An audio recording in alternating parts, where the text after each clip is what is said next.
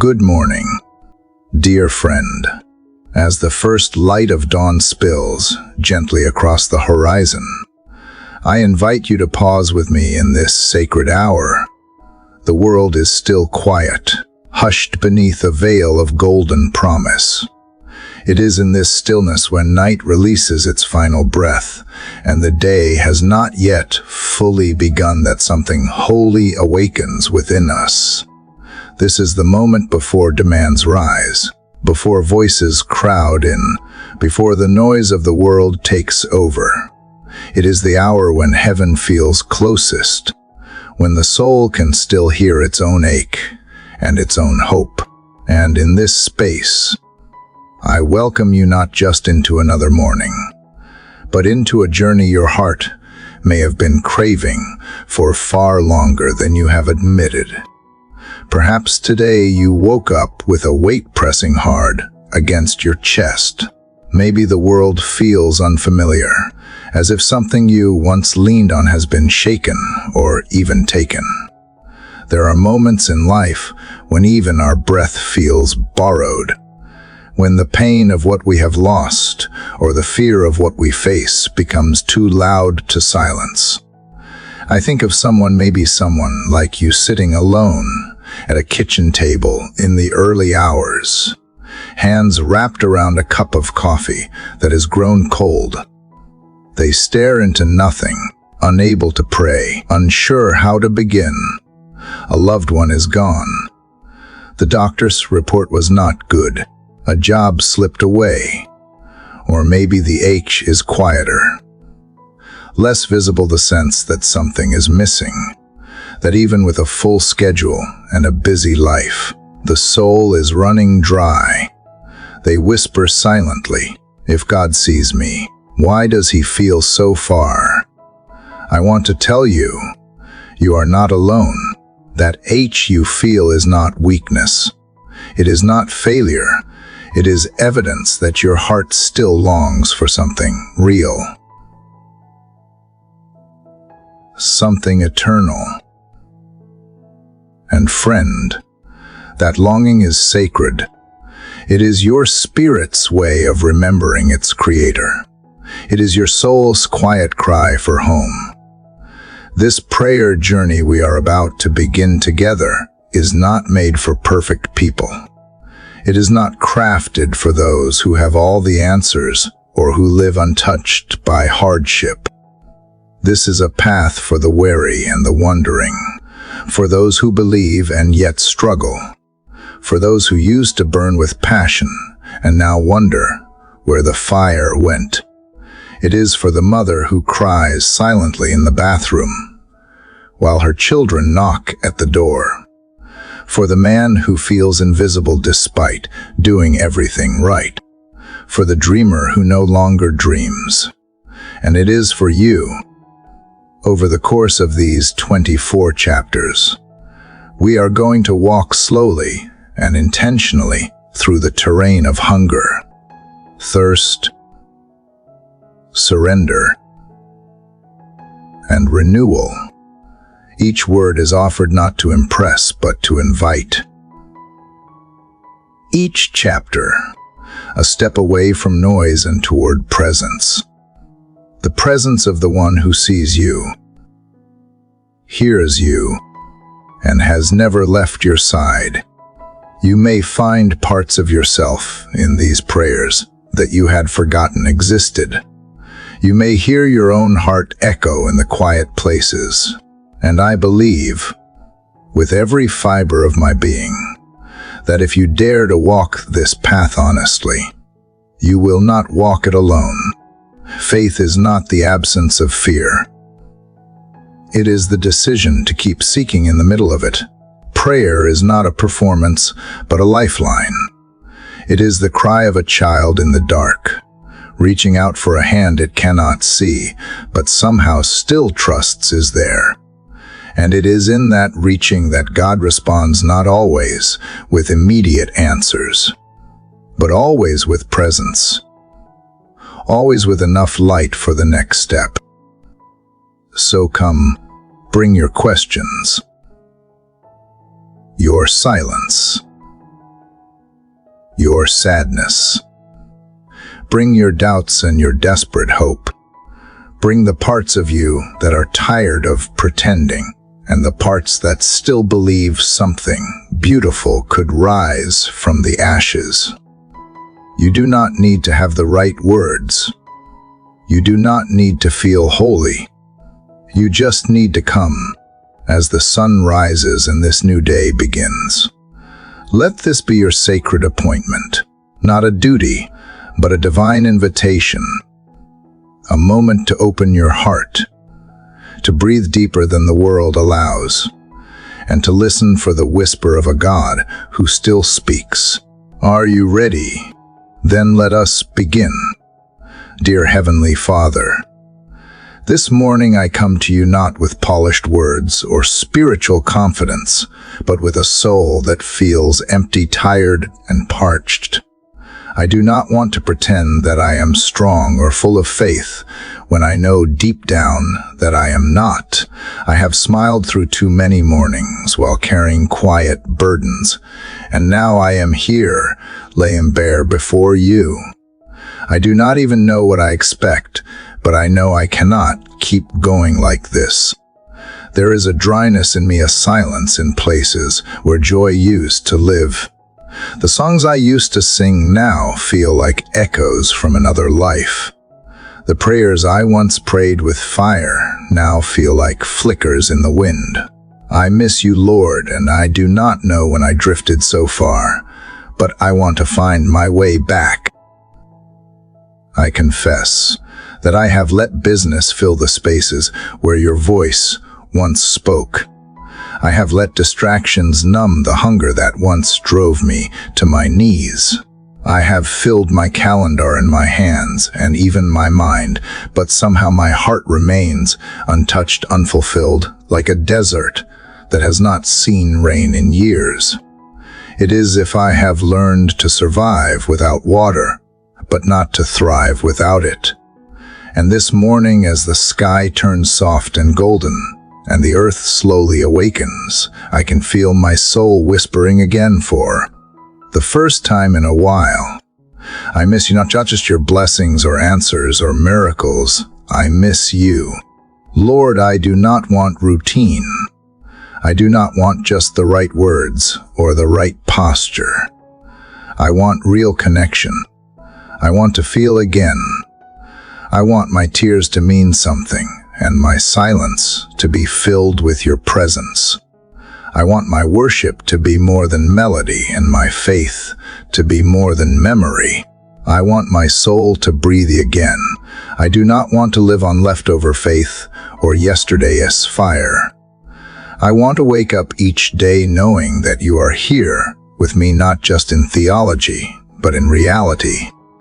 I want to know that when I whisper your name, you hear me, even if no one else does. There are moments when I have wondered if you still see me, if you still reach for me, when I am numb and silent. There have been nights when I laid in bed staring into the dark, feeling like the weight of life was pressing down, and you felt far away. I have not always had the strength to pray. I have not always had the courage to hope. But I am here now, Father, not because I am worthy or full of faith, but because I am desperate. I am dry and I need you. I need your nearness more than I need solutions. I need your presence more than I need change. I need you to breathe life back into my soul. You are the only one who can satisfy this ache. I have chased other things, trying to feel something, anything that could cover the silence. But it never works. The distractions fade. The moments pass. The ache returns.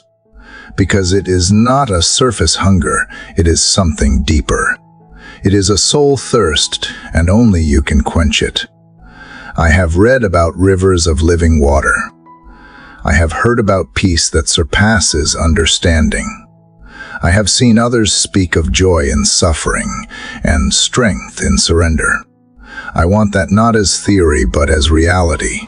I want to be that person again who believes that anything is possible with you, who trusts not because circumstance, but because of who you are. This morning I admit I am not there yet. I do not feel strong or sure or steady, but I do feel something awaking in me.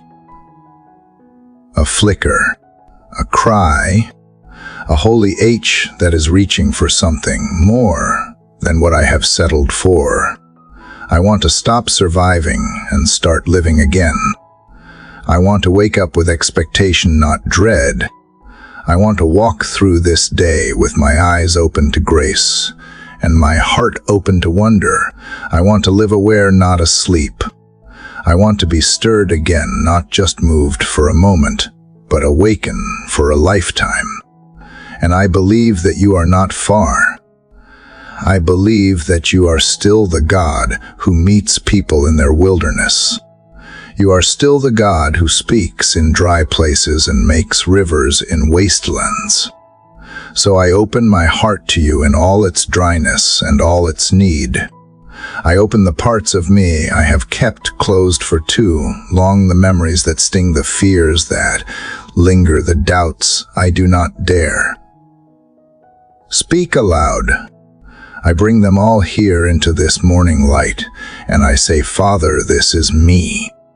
Not the me others expect, not the me I try to be, but the me you already see. You know the cracks. You know the places I hide. And still you invite me close. Still you say, come. Still you offer living water. So I come. I am not waiting until I feel holy or until I have the right words. I am coming now as I am. Let this morning be the beginning of something new. Let the sun that rises outside rise in me too. Let this be the hour where dryness ends and new life begins. Not because I have earned it, but because you are good. Because you are merciful. Because you never leave those who seek you empty. I do not ask for everything to change today, but I ask for you. I ask that I would feel you again. I ask that your presence would meet me in this quiet room and remind me that I am not forgotten, that I am still seen, still known, still loved. Let the wilderness in me be filled with whispers of hope. Let the barrenness become a place where something holy can grow. I do not need answers right now. I do not need the storm to stop. I need to know that you are here in the middle of it all. I need to know that even if I do not have a map, you are still guiding me step by step. That even if I cannot see the path, you are walking with me on it. That even in this dryness, your spirit has not left me. So I rest my soul in this truth: you are still God.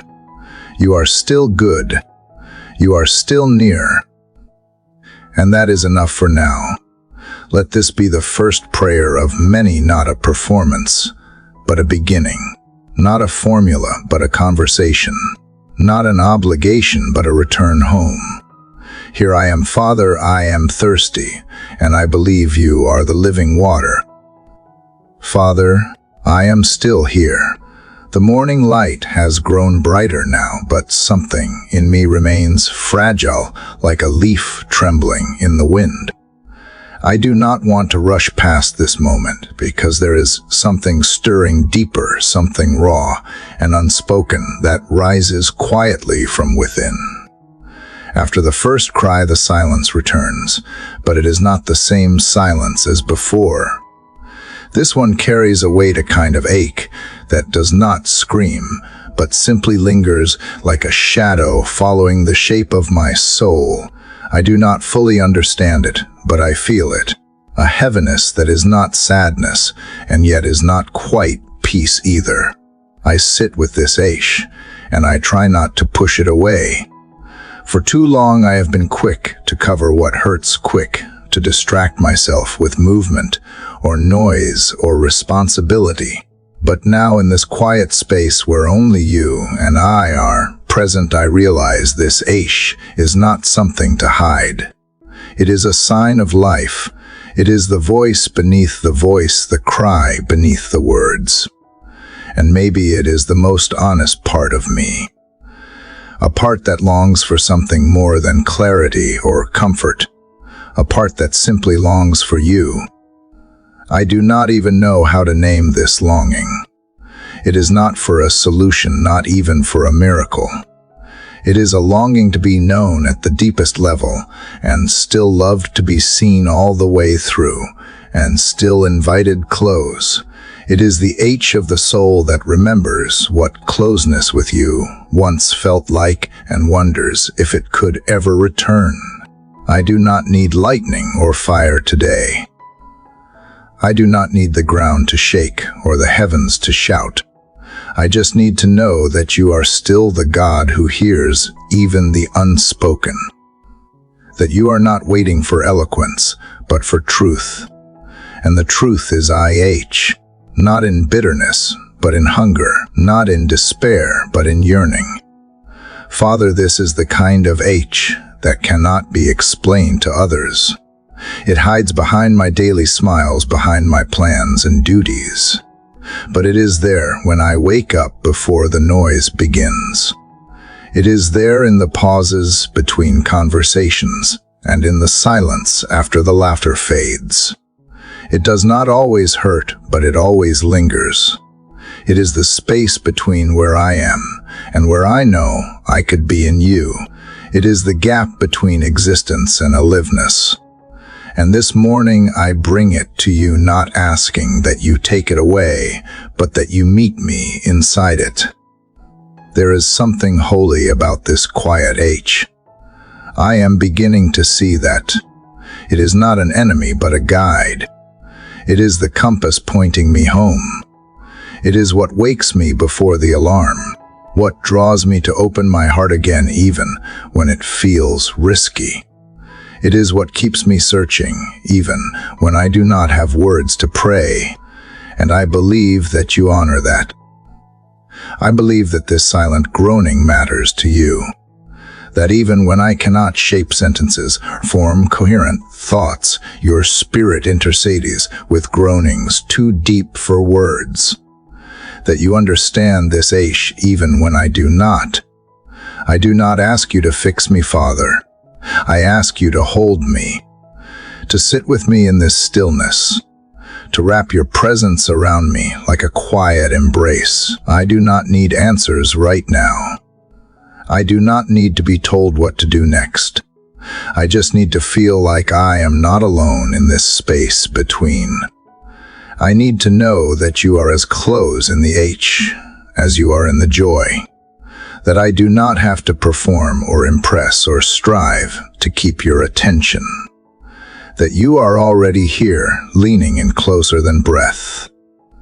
Sometimes I wish I could explain this hunger to the people around me. I wish they could see past my calm exterior and understand that underneath it all is a heart that burns quietly for something eternal. But maybe that is not for them to see.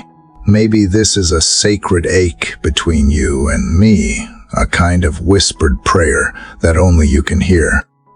And that is enough, because I believe you cherish what others overlook. I believe you see the hidden prayers, the unnoticed tears, the deep longings we are too afraid to speak aloud. You are not a distant God. You are near to the brokenhearted, near to the searching, near to the restless. I used to think that spiritual hunger was loud, dramatic something for revival tents and mountaintops. But now I know it is also quiet, steady, deep, like the ocean beneath the surface. It does not always show on the outside, but it never stops moving inside. And I thank you for that. I thank you that even when I do not feel passionate or bold, the H is still there pulling me toward you. I thank you that even when I do not know how to pray, this longing speaks for me. Father, I surrender to the H, not in defeat but in trust. I choose to believe that this yearning is not empty but divine, that you placed it in me not to torment me but to lead me deeper, that it is not a flaw in my faith but a sign that I am still alive to your presence. I will not numb it. I will not silence it. I will not explain it away. I will let it lead me to you again and again. Let this H become my prayer. Let it rise from within me in the quiet hours and speak to you in ways I cannot. Let it bring me to the edge of myself so that I can lean wholly on you. Let it remind me that I was made for more than surface living, that my soul was never meant to be satisfied by anything less than your presence. And let it anchor me in the truth that you are already drawing near even now in this stillness, in this H. I know that there will be moments when I forget this, when the noise of life drowns out the quiet cry. But today I hear it clearly, and I will not turn away. I will follow this H like a trail through the wilderness, trusting that it leads not to emptiness, but to encounter. That you will meet me where my words fail. That you will answer not just with comfort, but with yourself. I bring you my silence and my groaning, my longing and my unrest. I bring you all that I cannot say and all that I still hope for. I do not need to be fixed today.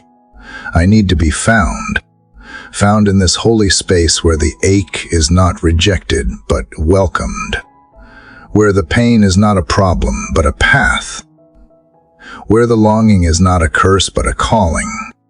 Found in you, Father, the one who understands even the prayers I never speak aloud.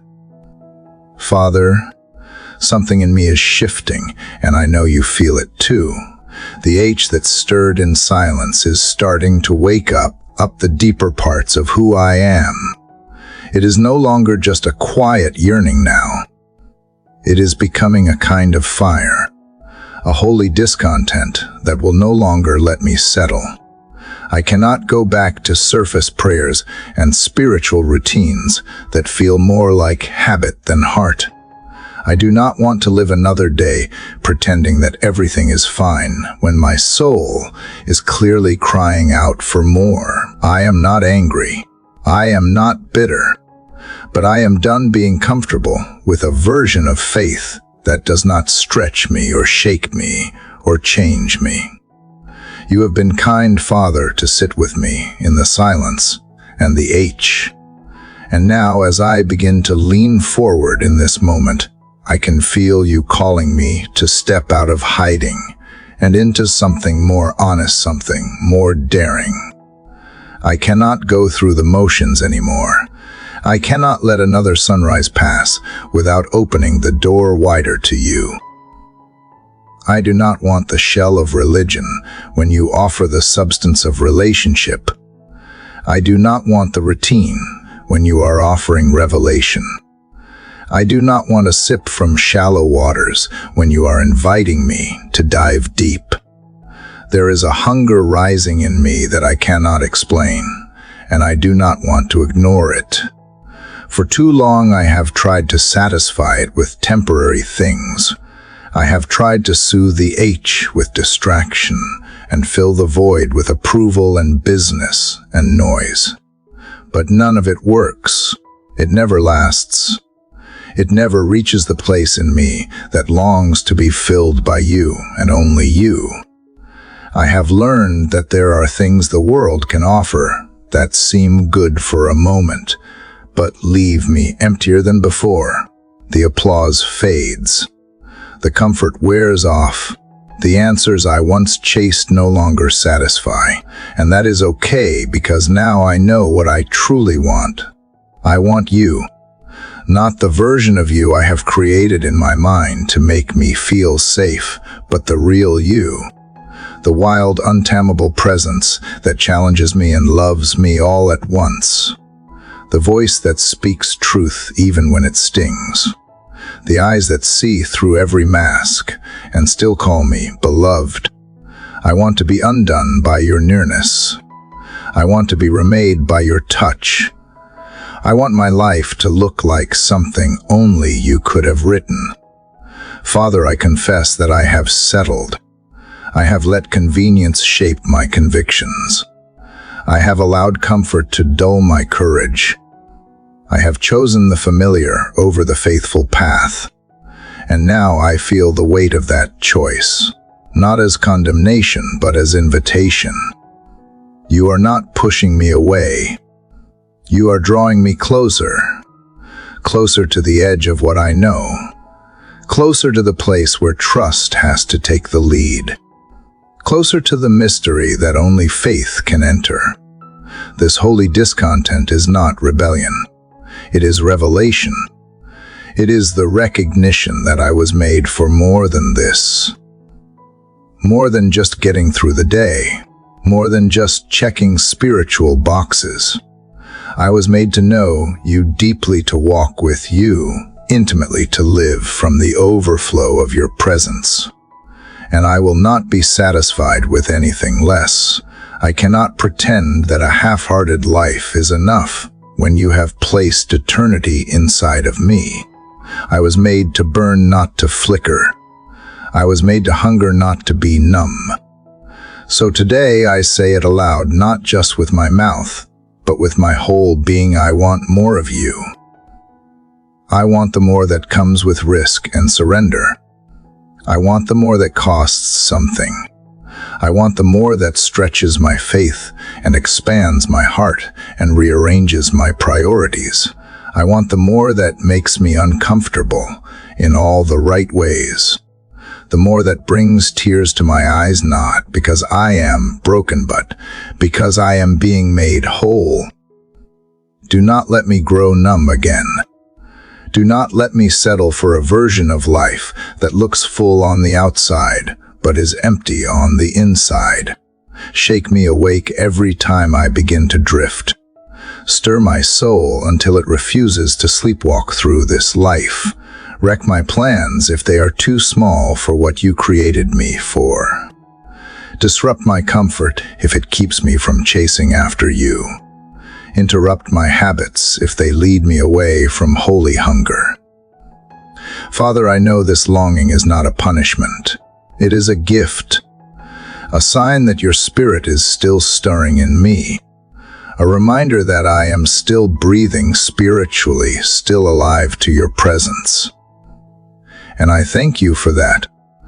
I thank you for the restlessness that will not let me settle for second-hand encounters. I thank you for the discomfort that pushes me to seek you deeper. I thank you for the inner fire that refuses to be quiet, even when I try to silence it with logic or fear.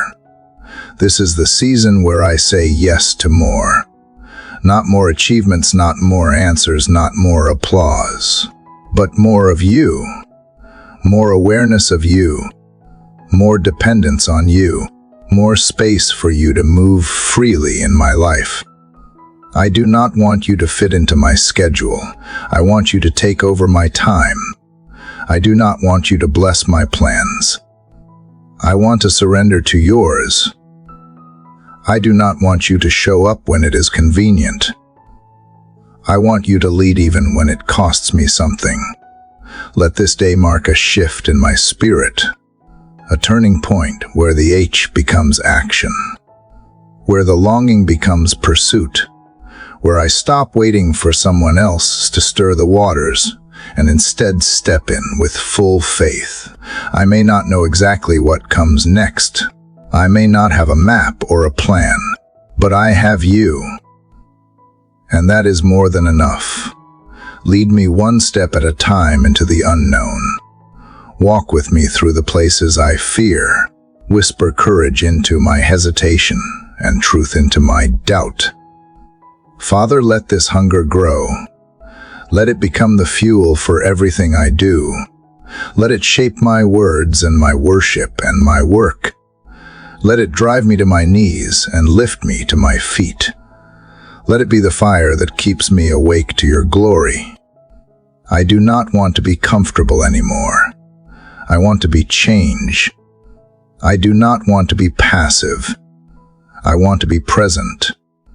I do not want to be cautious. I want to be consumed. All of me for all of you. That is my cry today. That is my holy refusal. I will not be satisfied with less than you. Father, I can feel it now more than ever, the pressure building in my chest like a wave that can no longer stay beneath the surface.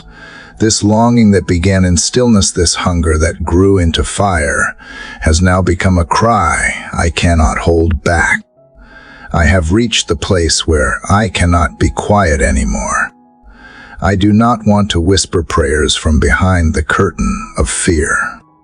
I do not want to speak to you only in calm tones, composed thoughts.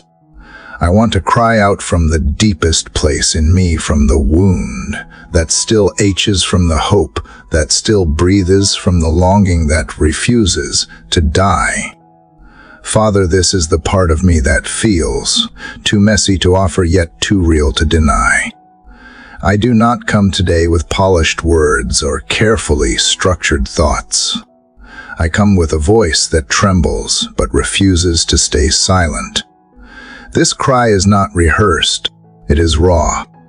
It is what happens when the soul can no longer bear the weight of hidden pain and delayed answers and quiet desperation. It is what rises when the need for you becomes louder than the need to appear strong. And I believe you are not offended by this cry. I believe you are drawn to it. You are the same God who heard the groaning of slaves in Egypt and moved with power to set them free. You are the God who responded when blind Bartimaeus shouted above the crowd and refused to be silenced. You are the one who listened when Hannah poured out her heart, without words, only tears and breathless prayer. You have never required perfection to respond. You only asked for truth. And this is mine. I need you more than I need to protect my pride. There is something inside me that has been holding back, as if I needed to earn the right to be this honest. As if I had to prove my devotion before you would listen. But I know that is not who you are. You are not waiting for performance, you are waiting for permission. You are not distant, you are leaning in. So here I am, Father, opening my mouth after too long spent in silence, lifting my eyes even when they are clouded by tears, reaching out even if my hands are shaking. I cry out to you not because I have the answers, but because I have run out of them. Not because I know where this ends, but because I know where it begins. It begins with you. It begins with the simple act of calling your name aloud, when I feel like I am surrounded by darkness. It begins with trusting that my voice matters to you, that every word carries weight, that even my broken hallelujah is holy in your ears. You do not need me to be eloquent, you just want me to be real. Father, I cry out not only because I am in need, but because I believe you respond. I believe you are still the God who parts seas and stills storms and brings dead things back to life. I believe you are still moved by compassion, still stirred by faith, even when that faith comes as in the form of a whisper turning into a wail. I believe my cry has power not because of me, but because of who I cry to.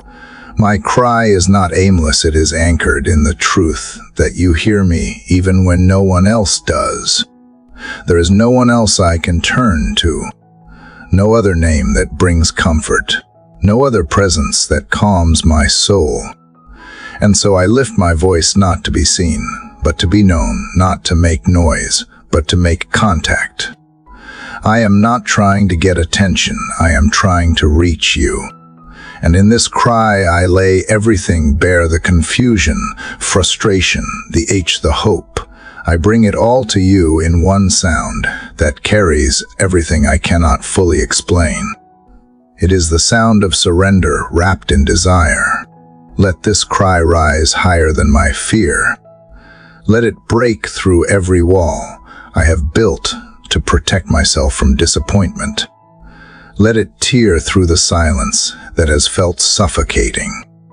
Let it echo through the places in me that have grown cold and closed. Let it awaken parts of me that stop believing. Let it shake the dust from my soul and make room for something new. I do not care if it is messy. I do not care if it is loud. I only care that it is true and that it reaches you. I am done pretending I am fine. I am done hiding behind strength that is not real.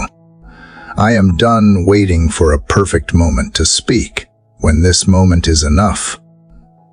I do not want to miss what you have for me because I was afraid to open my mouth. I do not want to go another day carrying this weight in silence. I would rather cry and be heard than whisper and stay stuck.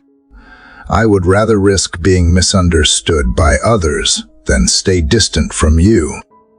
Father, meet me in this cry, not just with comfort, but with your presence. Let it be more than emotional release. Let it be spiritual connection. Let this be the moment where I begin to break through, where the cry becomes the catalyst, where the sound of my longing makes way for your voice to speak.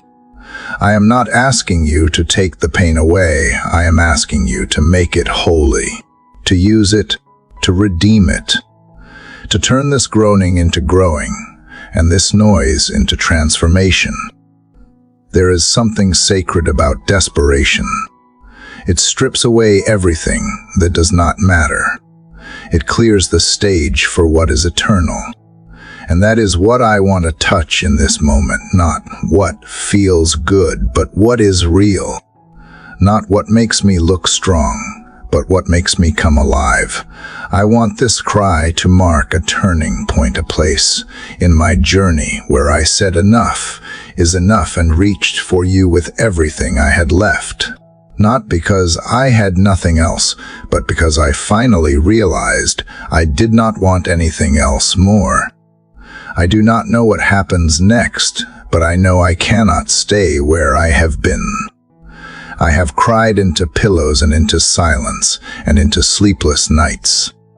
Now I cry into the heavens, not in vain, but in faith. I lift my voice to the one who formed it. I raise my soul to the one who sees it. I offer this cry not as complaint, but as communion. Not as panic, but as pursuit. I know you hear me. I know you are near. And I will keep crying out until you move, or until you move me, until something shifts inside me, or around me, or above me. I will not go back to silence. I have found my voice again, and it belongs to you. Father, even as my voice rises and I cry out from the depths of my needs, something within me begins to stir, not just with longing, but with memory. The louder my desperation becomes, the clearer I begin to remember.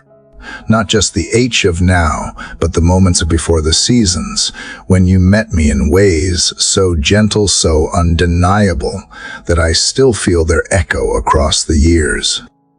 It surprised me how grief and gratitude can live side by side, how pain can suddenly give way to remembrance, and how remembering you brings strength where fear once sat. I am not only crying out from emptiness now, I am reaching from a place that has known your goodness. I remember the time when I had no direction and you quietly opened a door I could not have forced open. I remember when I felt completely unseen until you sent someone to speak the very words my heart needed to hear.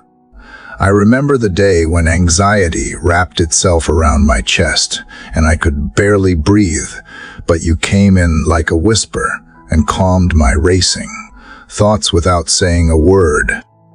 These moments, they come rushing back like old songs that I had forgotten the words to, but somehow can still sing from the heart. You have been faithful not just once, but again and again. Father, it is these memories that now cradle my heart while it still aches. I do not want to romanticize the past, but I cannot deny that there were times I walked with a confidence I did not earn because you were carrying me. There were nights when I had nothing but your presence, and that was more than enough. I remember lying in darkness, not knowing what tomorrow would bring, and still feeling held, as if something unseen had wrapped itself around me and would not let go. And I know that was you. It was always you. Even in the times I forgot to thank you, even when I assumed your help without acknowledging your hand, you stayed close. Even when I questioned everything, you stood steady. When I pulled away, you waited. There is not a single season where you abandoned me, not a single storm I walked through without you right beside me, even when I failed to notice. And now, as I sit in this space between yesterday and tomorrow, I choose to remember not just what I want, but what I already have seen. You have moved mountains in silence. You have healed wounds in secret. You have proven yourself faithful. I remember how you brought peace in places where chaos ruled, how you restored what I thought was forever lost, how you turned my mourning into moments of joy that made no sense except by your grace. You did not always remove the pain, but you always stayed through it. You did not always change the situation, but you changed me in the middle of it.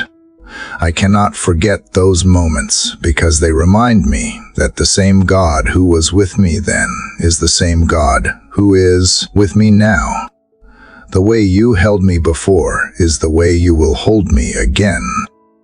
Father, remind me of who you have been so that I do not forget who you still are. Remind me that my current silence does not cancel out your past faithfulness. Remind me that you are not growing tired of my voice or weary of my need. You have never needed me to have it all together, only to come honestly. And if you carried me through those broken chapters, you will not abandon me in this one. Let the weight of your history with me strengthen my legs to keep walking even when I do not see the next step clearly. I am not where I want to be, but I am not where I used to be either. And that matters. Growth has been slow, but it is still growth. Healing has come in layers, but is still healing. I may not have the answers, but I have the evidence. The evidence of your goodness etched into the ordinary days, and the unspoken prayers answered in ways I never expected. The times you closed a door that I cried over only to lead me into something I never would have chosen, but desperately needed. People you brought and the ones you removed. The timing that frustrated me and later made perfect sense. You were in it all. Father, I confess that I forget too easily. I let fear erase what faith had once built. I let current disappointment cloud my memory of past deliverance. But today, I choose to recall. I choose to hold on to what you have already done, not as nostalgia, but as nourishment. These memories are not just stories, they are stones of remembrance, like the ones Joshua commanded the people to set in the river so future generations would know what you did. Let my memory become my altar. Let the testimony of what you have already done build the foundation for what I am still believing for. I know you are not done. I know you have not changed. I know that the God who met me in the hallway of the hospital, who comforted me after that painful goodbye, who whispered when the world was silent, is the same God I am calling on this morning. You have not aged out of miracles. You have not grown weary of compassion. You are not less powerful now than you were then. If anything, I believe you are drawing even closer, because my need has become my bridge. My history with you is not something I am supposed to glance at now and then. It is a sacred anchor that holds me steady when the waves rise. So even as I cry and wrestle and wait, I will remember. I will remember how you stayed when everyone else left. I will remember how you made a way when I had no plan. I will remember how you brought light to my darkest rooms and breath to my collapsed spirit. You did not just show up, you carried me. And I will not dishonor that by doubting you now. My present pain may feel louder, but my past with you sings louder still. It reminds me that the silence of now is not the end. It reminds me that even this moment is part of the story. You are still writing. Father, I do not just want to be comforted by what you have done. I want to be awakened by it. Let the memory of your goodness shake me out of numbness. Let the testimony of your faithfulness stir my faith again. Let the history of your mercy remind me to lift my eyes when my head is heavy. I do not need to feel strong. I only need to remember that you are. You have always been, and you always will be. That is why I lift my head this morning, not because the storm has passed, because I remember who stands in the storm with me. So I breathe deep and let those echoes rise. I let them fill the empty spaces with songs of rescue and whispers of grace. I let them wash over the parts of me that had grown weary. I let them remind me that I am not starting over. I am building on what you have already begun. You have never failed me, and you will not start now. This is not just a cry for more, it is a song of gratitude for what already is. I will remember and I will believe again. Father, as I remember all that you have done and feel the strength those memories awaken in me, I cannot help but also feel a humbling honesty rise alongside it. Because even in all the ways you have shown up for me, even in every rescue and every moment of mercy, must confess something I often try to hide even from myself. I am not enough, not by strength, not by wisdom, not by will. I am not enough to carry the weight I try so hard to bear. I am not enough to be who I want to be without you. And I do not say this out of shame, but out of truth, out of deep recognition that I was never created to live this life apart from your sustaining presence. For so long I have tried to be strong. I have tried to hold things together for myself, for others, even for you in some strange way, as if I needed to manage my own hollowness before I could stand before you. I have fought battles in silence because I thought weakness was failure. I have worn the smile and played the part and filled the days with good intentions, but I know now that I cannot fake fullness. I cannot pretend to be whole when my soul is worn thin. I have tried to outrun the ache with performance and outlast the pressure with distraction, but none of it lasts. So here I am confessing the truth that I am too small for all this without you. I confess that I have trusted in my own understanding when I should have leaned into yours. I have looked inward when I should have lifted my eyes upward. I have relied on plans and timing and logic while neglecting the quiet voice that calls me to surrender. I have measured my worth by how much I could produce or how well I could endure instead of resting in the worth you placed on me long before I ever lifted a finger. and in doing so I have carried a burden I was never meant to bear. The burden of trying to be enough. Father, I lay that burden down today, not with reluctance, but with relief. I am tired of trying to do what only you can do. I am exhausted from chasing perfection when what you ask for is presence. I am done pretending I have to impress you when all you want is my honesty. So I speak it now as clearly and freely as I can. I am not enough on my own. But I do not have to be, because you are. And that changes everything. You are enough for the places in me that feel inadequate. Enough for the wounds I cannot heal.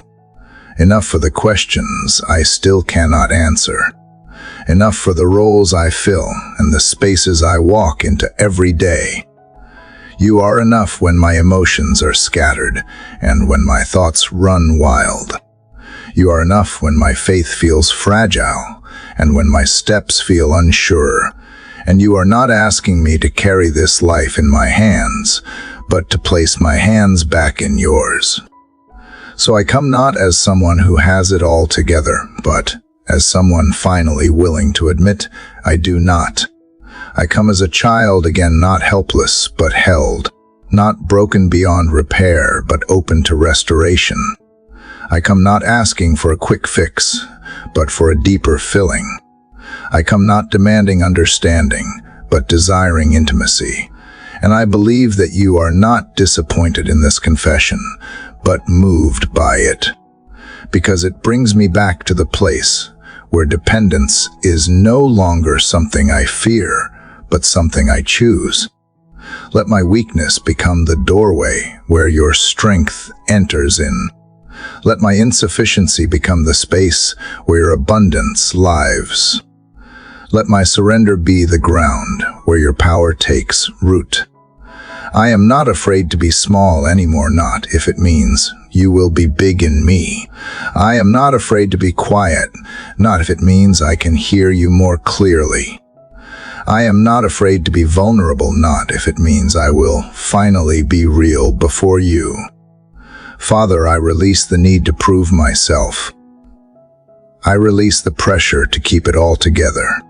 I release the image of perfection have tried to maintain, and I take hold of grace instead.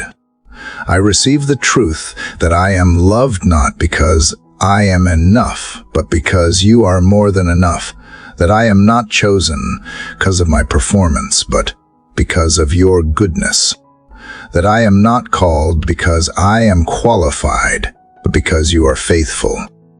This is the confession that frees me. This is the truth that steadies me. And this is the reality I want to live from every single day. Help me unlearn the pride that taught me I had to do it alone. Help me reject the fear that told me needing help made me weak. Help me silence the shame that whispered I was a burden instead of a beloved. Teach me again what it means to live in your strength, not mine. To lean not on the shifting ground of my abilities, but on the unshakable truth of your presence. Show me how to breathe easier, knowing I am carried. Show me how to walk lighter, knowing I am not the holding everything together. I want to live honestly before you, not just in prayer, but in practice. I want to bring you my flaws, not just my hopes. I want to show up in the messy middle of my story and know that you are not waiting for a better version of me to begin moving. You are already here in this exact moment, and that is more than enough for me to begin again. Father, I also confess that sometimes I have let shame hold my tongue. I have been quiet not because I trusted you, because I was afraid of what you might say. But today I see that your voice is not harsh. It is healing. You are not pointing fingers, but opening arms. You are not demanding perfection, but inviting closeness. So I let go of the fear that my weakness is too much for you. I let go of the lie that my struggle disqualifies me, and I receive instead the truth that your power is made perfect in weakness, that your grace is sufficient.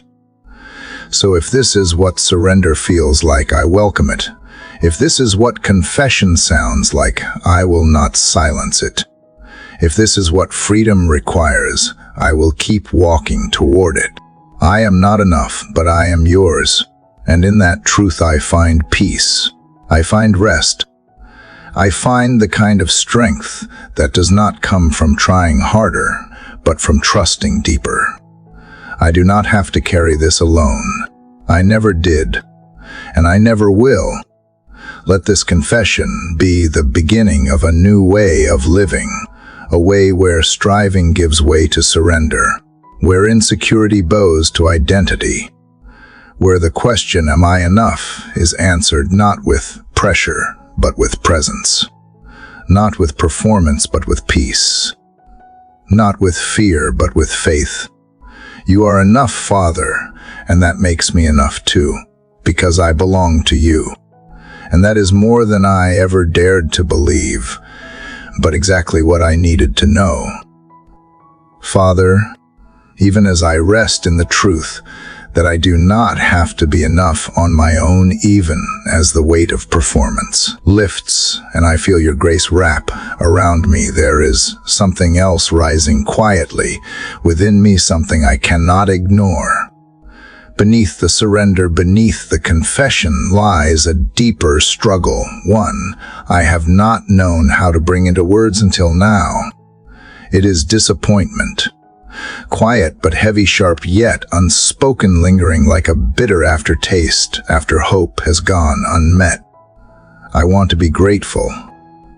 I want to be strong in faith, but I also need to be honest. There are things I prayed for that did not happen. There are places where I believed you would move. You did not, at least not in the way I expected. I know you are good.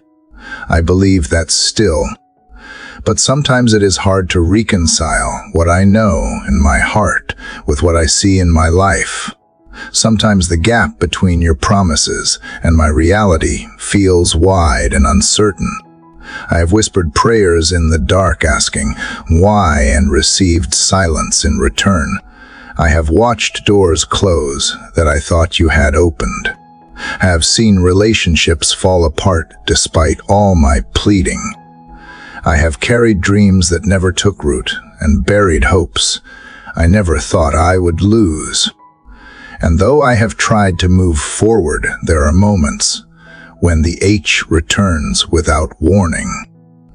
Father, this is not bitterness. It is not anger. It is grief. It is the kind of sorrow that comes when expectations quietly unravel. I know you are sovereign. I know your ways are higher than mine. But I also know what it is to carry questions that do not have answers and to sit with pain that no one else can see. There are times when I have felt forgotten, even though I know I am not. Times when I have watched others receive the very things I have cried out for and wondered if there was something wrong with me. Something in me that disqualified me from blessing. I have smiled through it. I have said the right words. I have nodded when others shared their testimonies. But deep down I have been wrestling, not with you exactly, but with what I cannot understand. And that wrestling has made me feel distant. Not because I stopped believing, but because I stopped bringing my whole heart. I feared that if I let it out, if I showed you all the disappointment, it would somehow dishonor the faith I was trying so hard to hold on to. But now I see that you already know. You already see. And you are not ashamed of my questions. So I bring them to you now without filter, without fear. Why did the door close when I was sure you told me to walk through it? Why did the answer not come when I fasted and believed? Why the silence after so much seeking? I do not expect a tidy explanation. I am not demanding clarity. I just want to know that I can bring this to you and still be held, that I can show you the part of my heart still aching and not be turned away.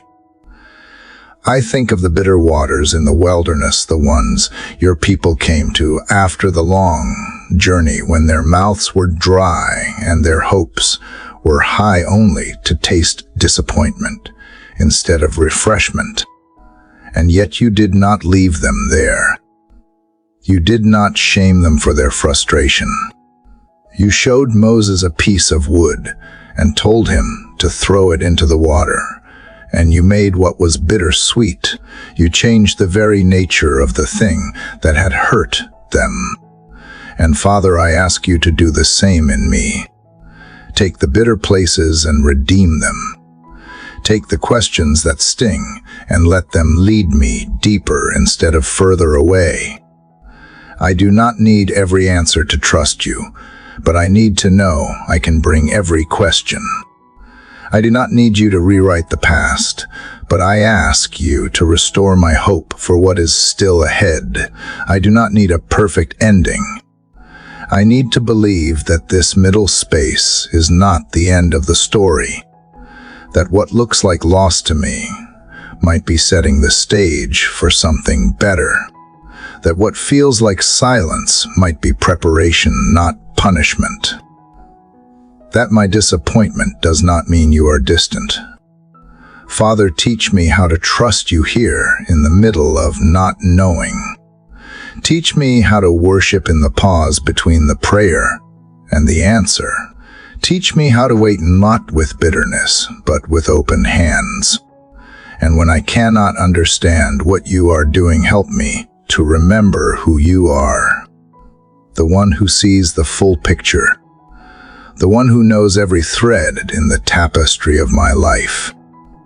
The one who wastes nothing, not even the tears I hide from everyone else. I bring you my disappointments, not to accuse, but to surrender. Not to prove anything, but to be free. I do not want to carry silent sorrow that grows into unbelief. I want to bring it into the light where you can heal it. I want to let you touch the places in me that stopped believing anything new could grow. I want to let you speak into the parts of me that have closed off in quiet self-protection. I want to learn how to hope again without fear of being hurt. Show me how to grieve what I lost without giving up on what is still possible. Show me how to be honest without losing reverence. Show me how to stay soft in the places where disappointment has made me guarded. And if you are doing something in the silence, something I cannot see yet, then help me wait for it with expectation, not suspicion. Help me believe that even when I do not feel it, the ground is shifting beneath me and seeds are breaking open beneath the surface. I do not need to be rescued from this moment. I need to be reshaped by it. I need to become someone who can carry the next thing you have for me. Someone who does not just praise you for the visible blessings, but trusts you in the unseen work. Someone who does not measure your faithfulness by my circumstances, but by your unchanging nature. And so I sit here with you and I say this too is yours.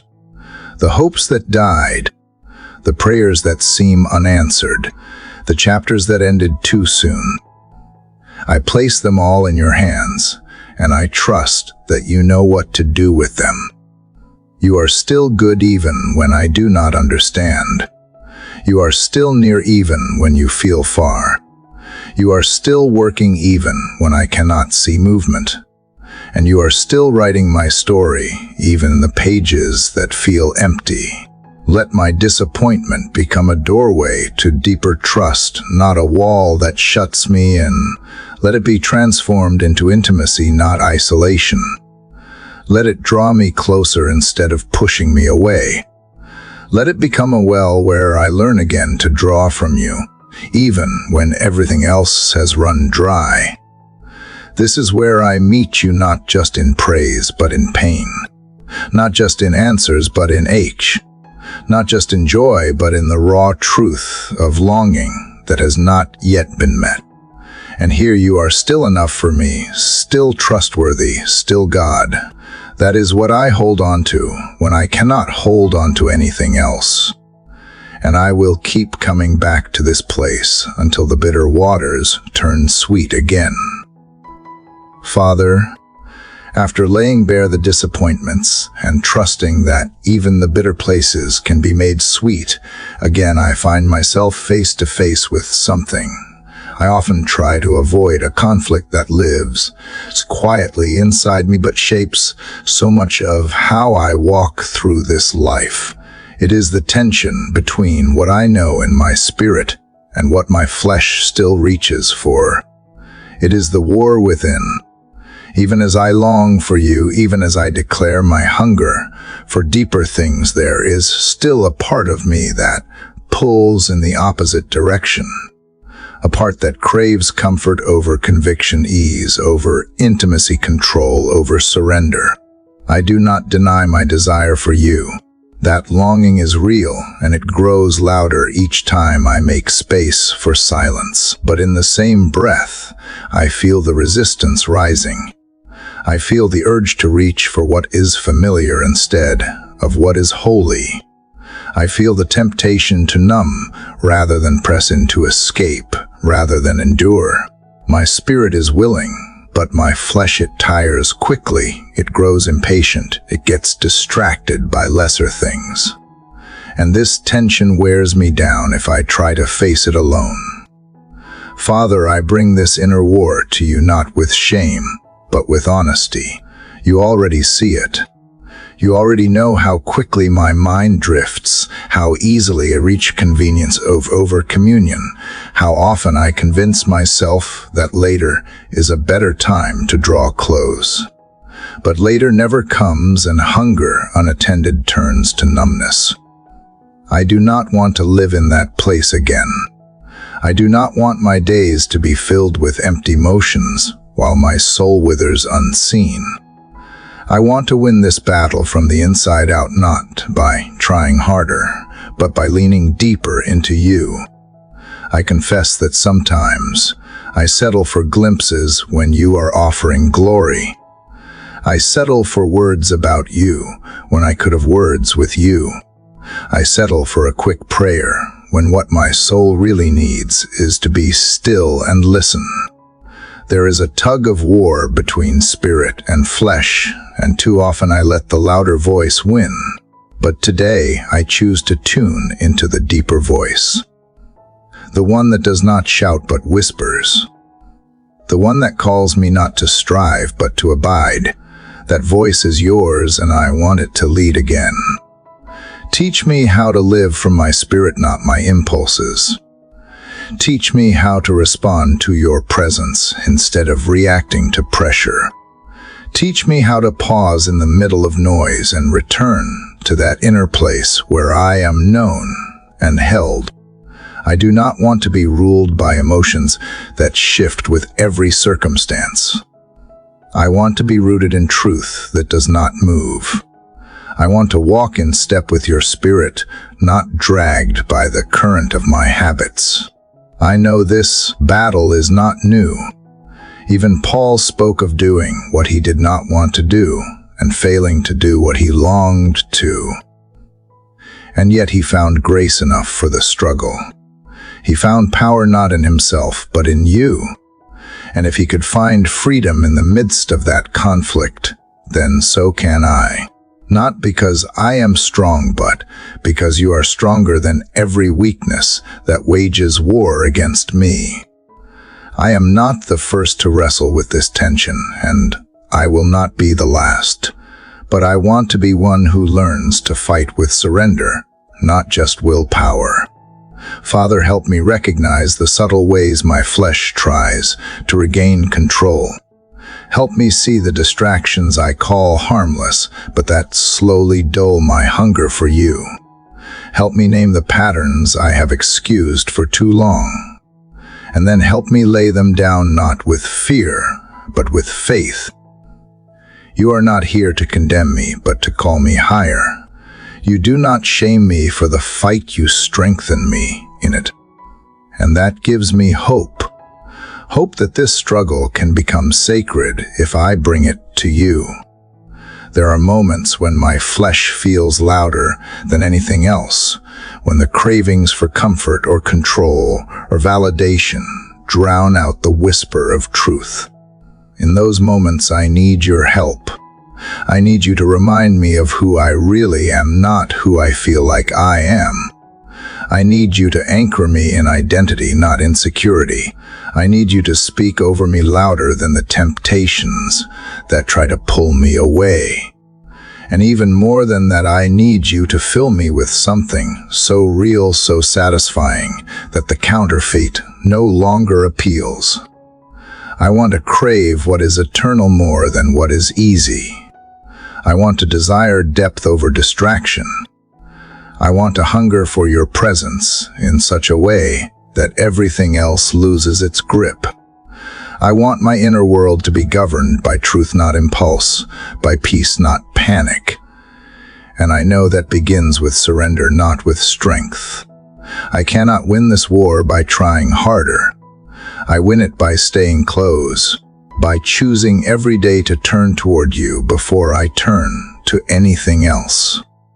Father, I ask that you would align my spirit and my steps, that you would train my heart to respond quickly to conviction and slow to compromise, that you would help me notice the first drift before it becomes a distance.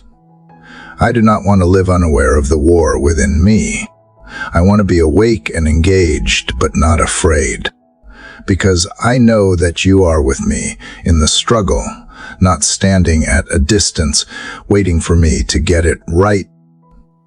There is a reason you gave me your spirit, not just to inspire me, but to empower me, to lead me into all truth and to remind me of who you are when my emotions forget. Let your spirit rise in me stronger than the habits that pull me away. Let your voice be the one I hear first and follow longest. Let your truth be the filter through which I process every thought, every desire, every decision. This is how I want to live, not as someone perfect, but as someone present, fully present with you. I know this battle will not disappear overnight, but I also know I am not fighting alone. You are teaching me how to recognize the fight and how to bring it into the light. You are showing me that spiritual maturity is not about pretending the struggle is gone, but about learning to walk with you through it with honesty and dependence.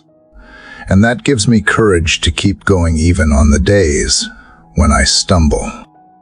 So here I am again, aware of the war, but not afraid of it. Aware of my need, but not defined by it.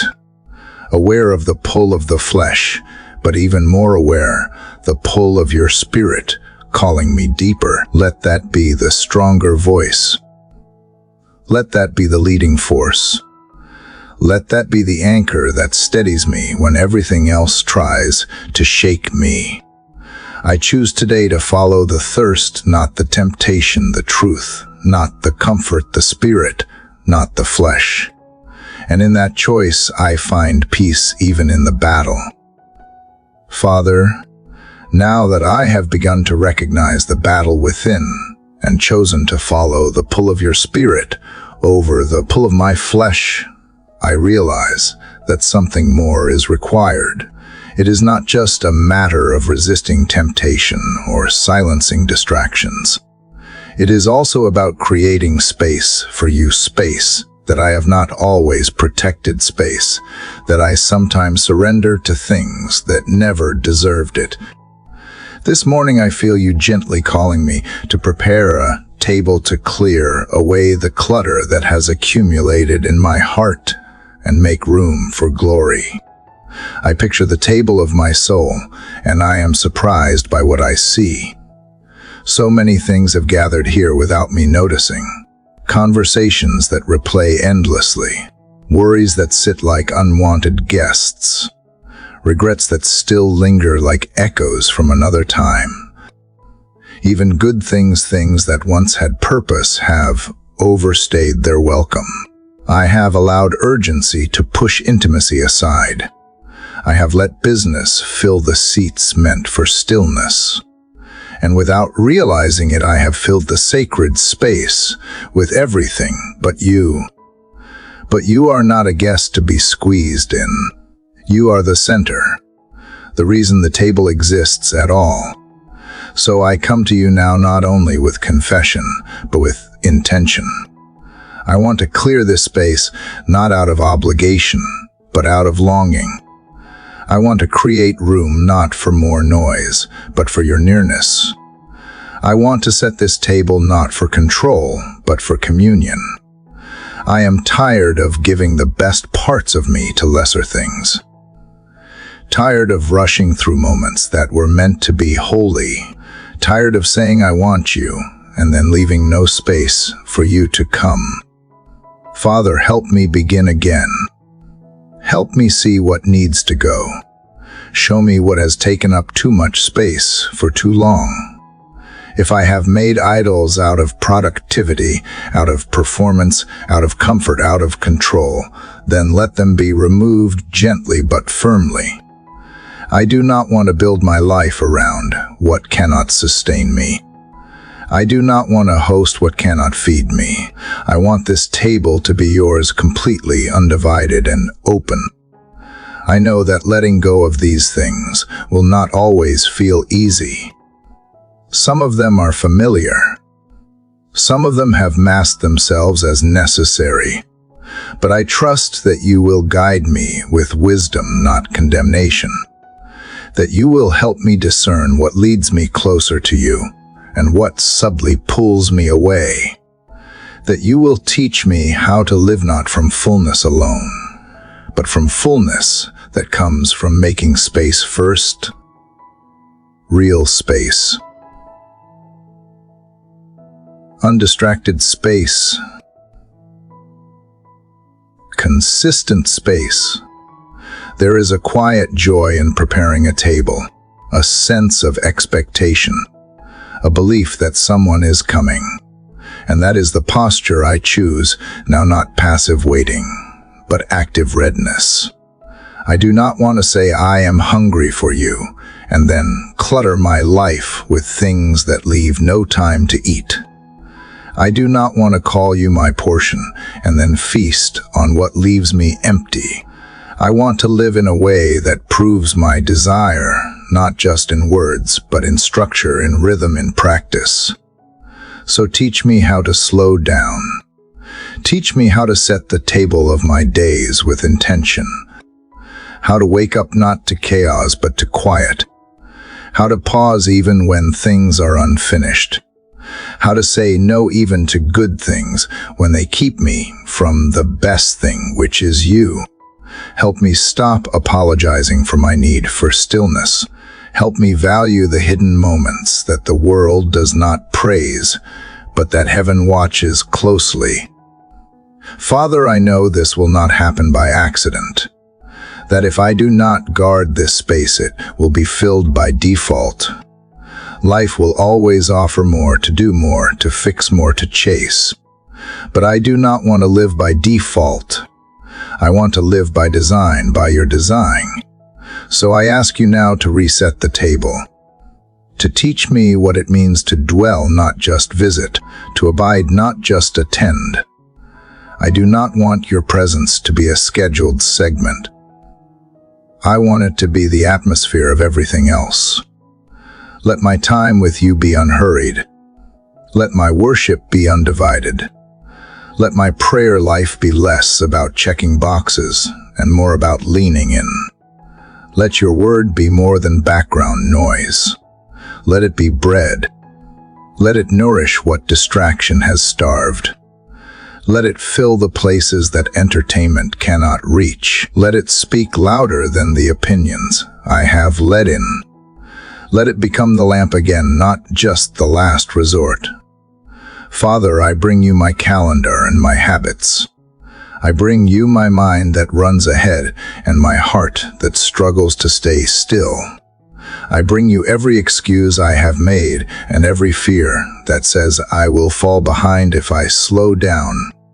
I lay it all at the edge of this table, and I ask you to rearrange me, rearrange my time, rearrange my priorities, rearrange my desires. If I have made a home for you only in the margins, show me how to move you back to the center. I am not trying to earn anything by clearing this space. I am simply making room because I believe you are worth it. Because I know that what you want to pour into me cannot land on a cluttered surface. Because I know that the fullness I long for begins with emptiness before you. An intentional emptiness, a quiet invitation, a sacred openness. Let this be the place where glory rests, where the ordinary becomes holy because you are welcomed fully. Let this be the place where fear loosens its grip and hope takes a seat. Let this be the place where your voice is no longer drowned out by mine. Let this be the place where I stop striving and simply breathe and listen and receive. I am not asking for a visitation.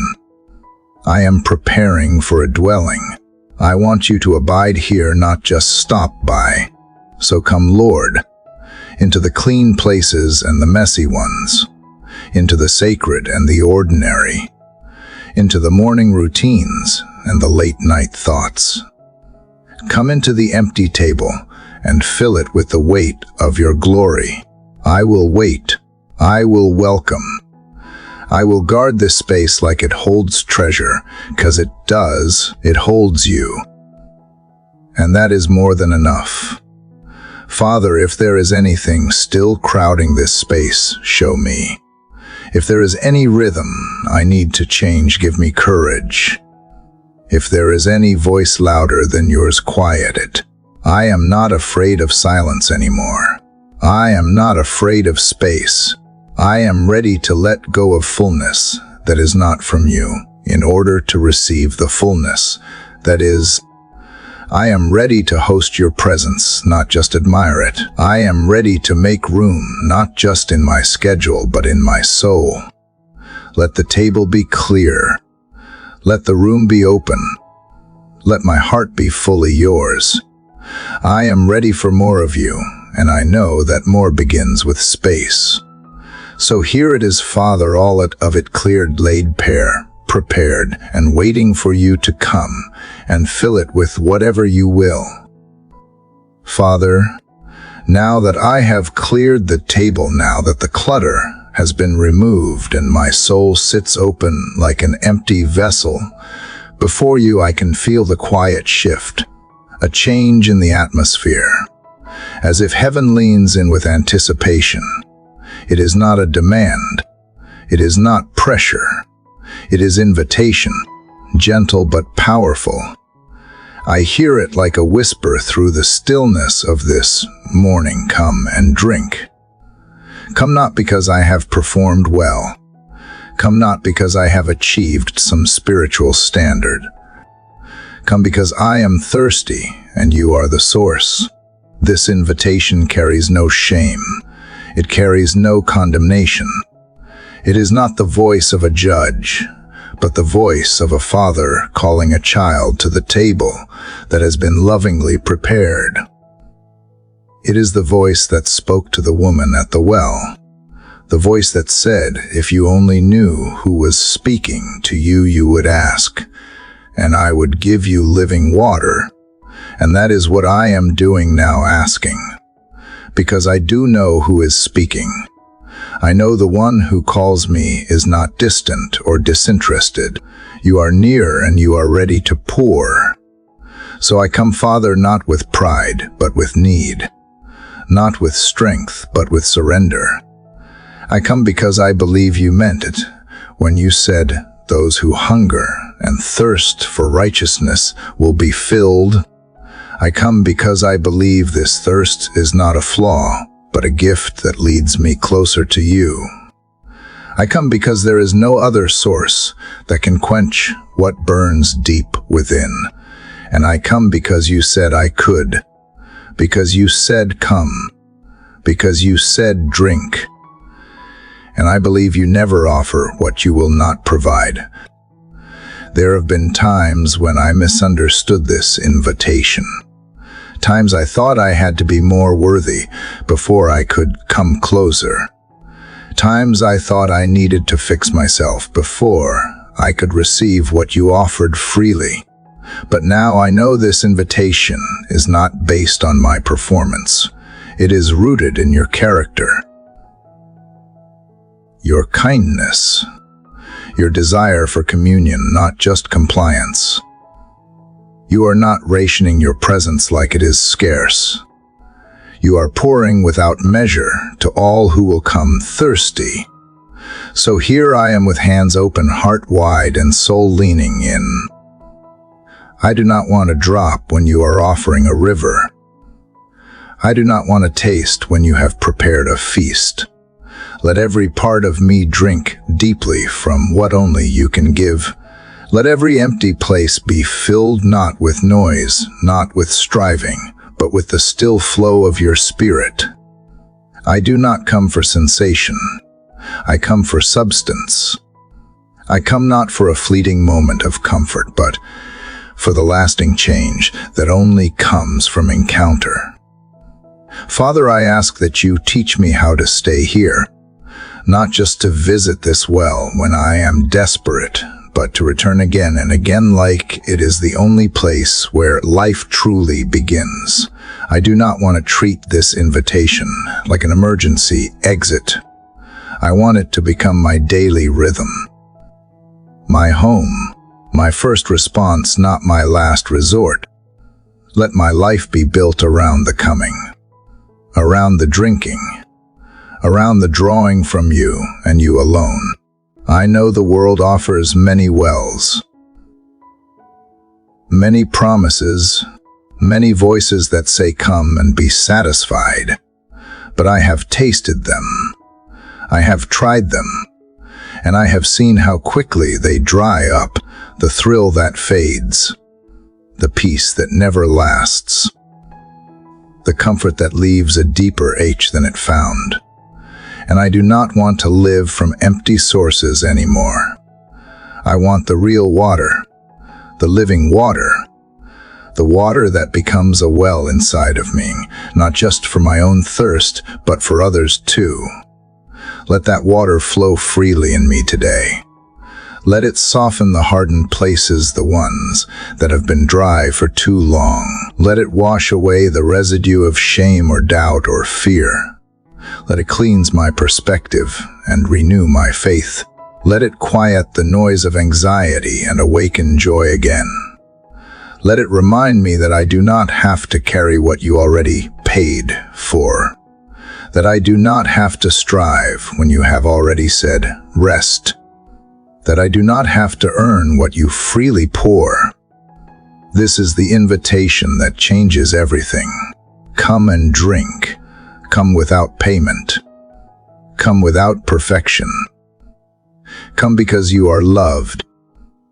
Come because you are mine. I hear those words not with hesitation, but with peace. Not with guilt, but with gratitude. I do not want to hesitate anymore.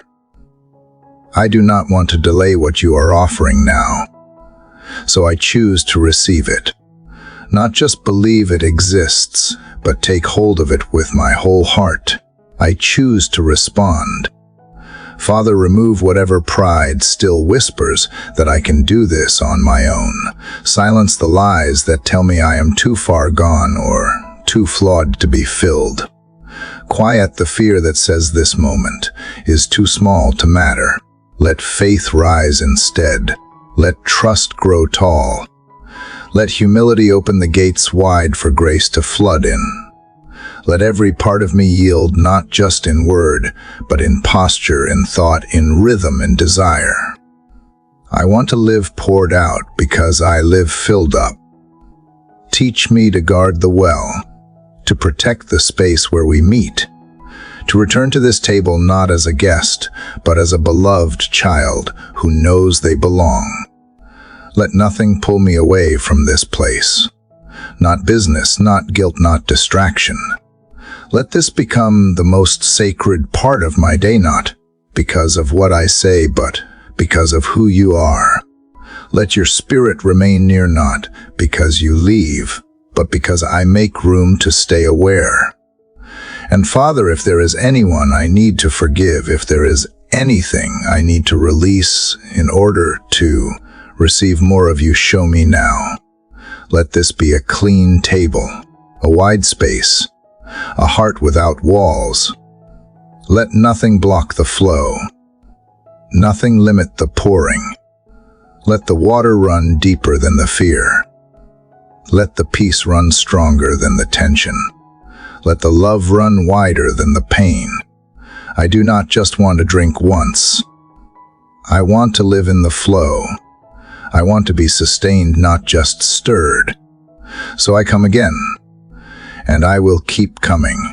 As long as there is breath in my lungs, I will come. As long as there is thirst in my soul, I will return, not for routine, not for ritual, but for you, for presence, for life, for the only thing that truly satisfies. I have tasted and seen, and now I want more, not in greed, but in hunger, not in restlessness, but in reverence. You have invited me to come, and so I come again, and again, and I will never stop coming, because you never stop pouring. Father, I have come again as you invited. I have responded to the whisper to come and drink, and now in this moment, something shifts. It is not loud, it is not dramatic, but I feel it. The gentle touch of your nearness, like the first drops of rain falling on the hardened ground. After all the clearing, the surrendering, the aching, the longing, this is the first touch, and it is enough to make my soul tremble. It is not what I imagined, lightning or thunder or a sudden overwhelming flood, but a steady softness, a quiet reminder that you heard me, that you have been here all along. My spirit bows under the weight of your gentleness. There is something about this kind of nearness that humbles me more than any answer ever could. It is not that everything in my life has changed in an instant, but something in me is beginning to awaken in a way that cannot be undone. Father, this touch is holy. It is subtle, but it is sacred. It is not the kind of feeling that demands attention, but the kind that quietly breaks open the deepest parts of me. I feel tears not from sadness, but from the simple awareness that you are here, that all the seeking, all the waiting, all the honest prayers have not gone unnoticed. And I realize now, I do not have to chase the miraculous to encounter you. You are found in the stillness, in the softness, in the first touch of rain after long drought. I remember now what it means to be held by presence alone, not by solutions or signs, but by the quiet assurance that you are near, and that is enough. This is not just comfort. This is communion. This is not relief. It is restoration, like breath returning after I forgot how to breathe deeply, like color returning to a landscape that had gone dull from waiting too long. One moment of you changes everything. One brush of your hand revives what I thought had died inside me. And Father, I feel no need to rush this. I do not want to hurry past the first drops. I want to receive them fully, as one who knows how long the desert has been. I want to let this moment soften the hard places. I want to let it sink in where the roots have gone dry. Let this first touch be the beginning of renewal that grows slowly but deeply. Let it prepare the ground of my soul for more, not just for emotional stirring, but for real transformation. I know now that your nearness is not a reward. It is a reflection of your nature. You are always reaching, always ready to respond when we finally make space for you. You are not moved by performance but by surrender, not impressed by noise but drawn to honesty. And I see that you were never far. It was just that I had let too many other voices grow louder than yours. But now, in this stillness, in this moment, I hear you again, not in words, but in the weight of peace that settles into me. Father, I thank you for this soft beginning. I thank you that you do not always come in fire, but sometimes in dew. That you do not always shake the earth, but sometimes simply press gently on the heart. I thank you for this kindness, for not overwhelming me, but meeting me in a way that I can hold. You know what I can carry. You know what I need. And you are always both mighty and tender, both glorious and close. This touch tells me that you are listening, that I am seen, not because of what I have done, but because I am yours, that I am loved, not in theory, but in presence, that I do not have to be more than I am to be welcomed by you. And this is healing in its purest form, not always the removal of pain, but the filling of emptiness with something holy, something real, something that whispers, I am here, and I am not leaving. I want to stay in this moment. Father, I want to let this encounter mark me, not just as a memory, but as a turning point, a place where I stopped trying to do everything alone and learned again how to lean, a moment when the rain began to fall and I learned how to receive, a season when presence became my daily pursuit, not just a rare experience. Let this first touch shape the way I live moving forward with open hands, with a quiet spirit, with a heart that expects you even in the ordinary. Father, if this is just the beginning, then I welcome it with full surrender. If there is more to come, then let this be the foundation. I do not need the flood all at once. I trust you with slow rain. I trust you with gentle beginnings. I trust you to grow what you water. I do not ask for everything today. I only ask that you keep coming. Keep speaking. Keep meeting me in the stillness as I make room for you each day. Let this moment be enough, and let it also stir a deeper hunger. Let this taste of your nearness awaken a craving that nothing else can satisfy.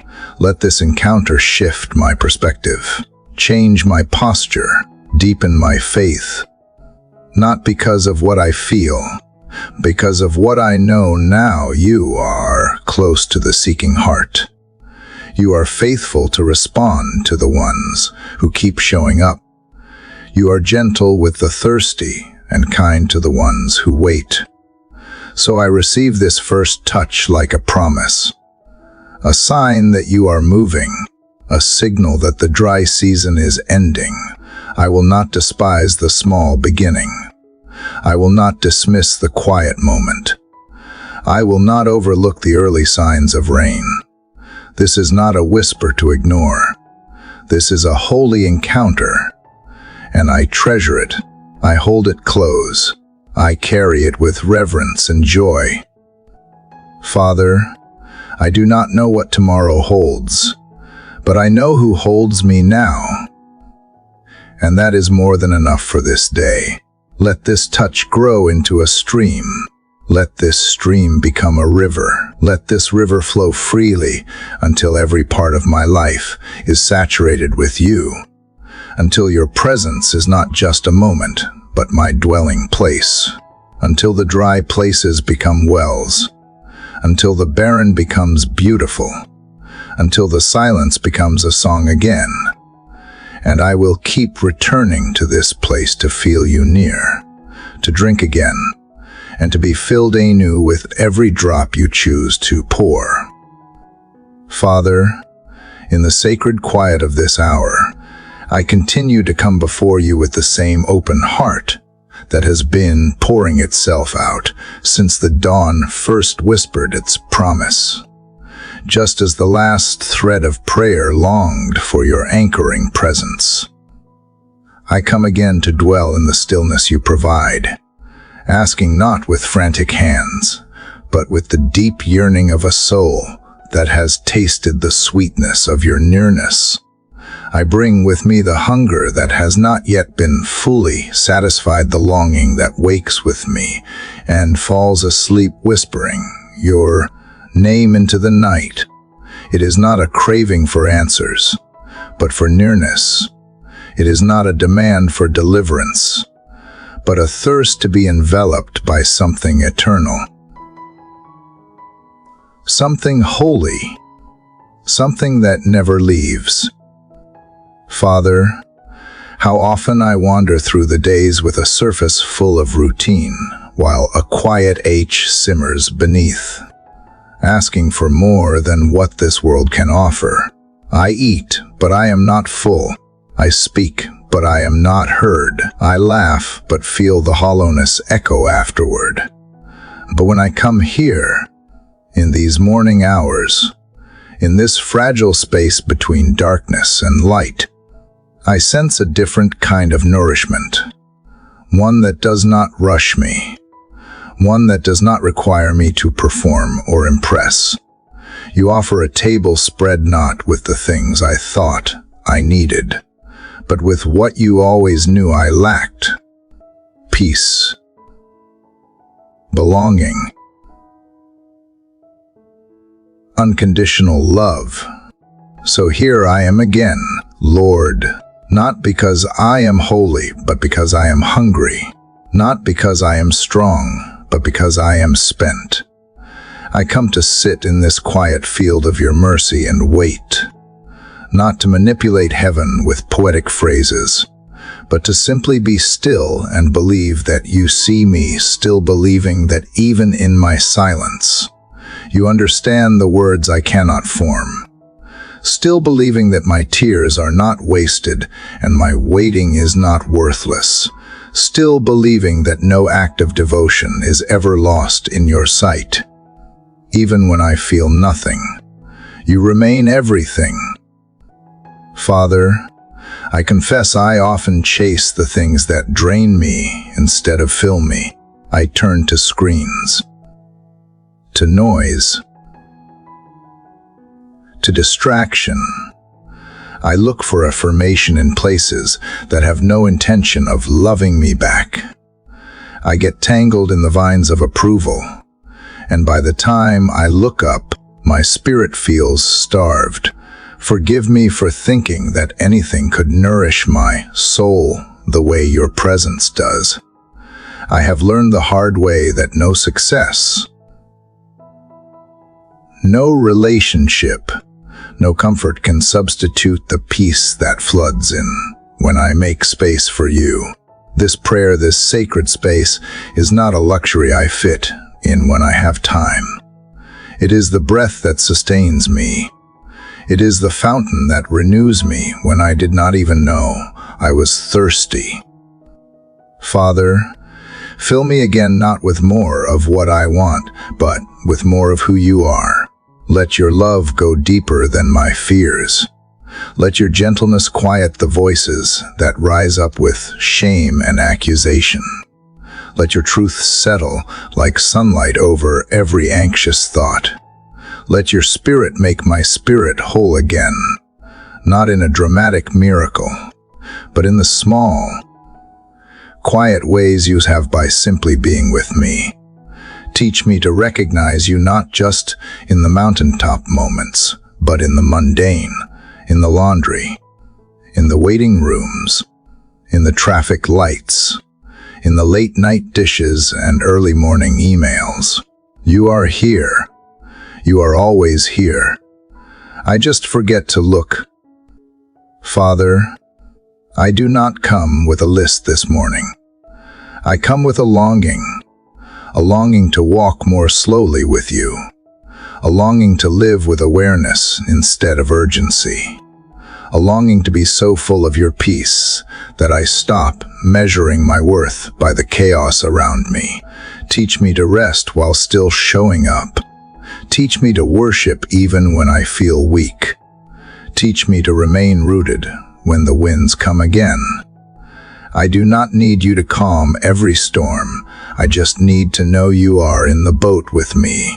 I do not ask for easy. I ask for holy. Make this hunger holy, Lord.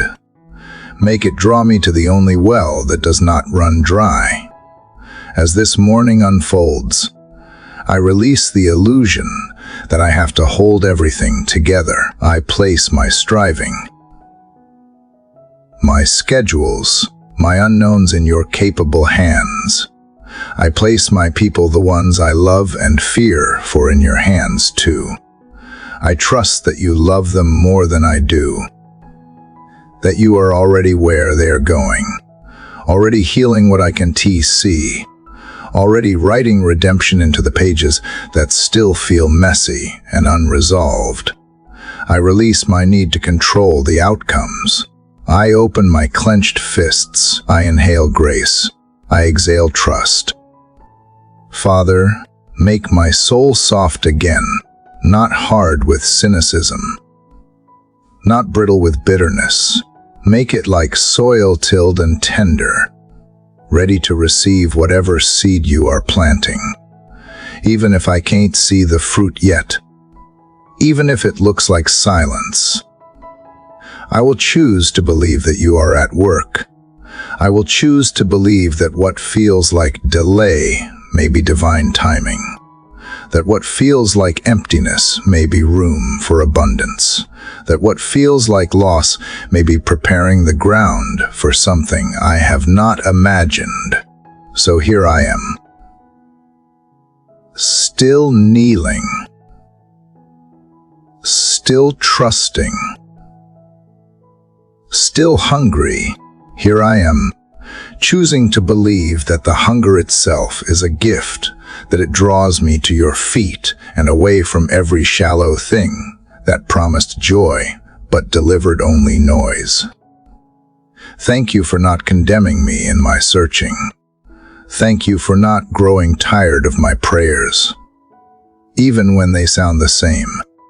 Thank you for being a God who never looks away.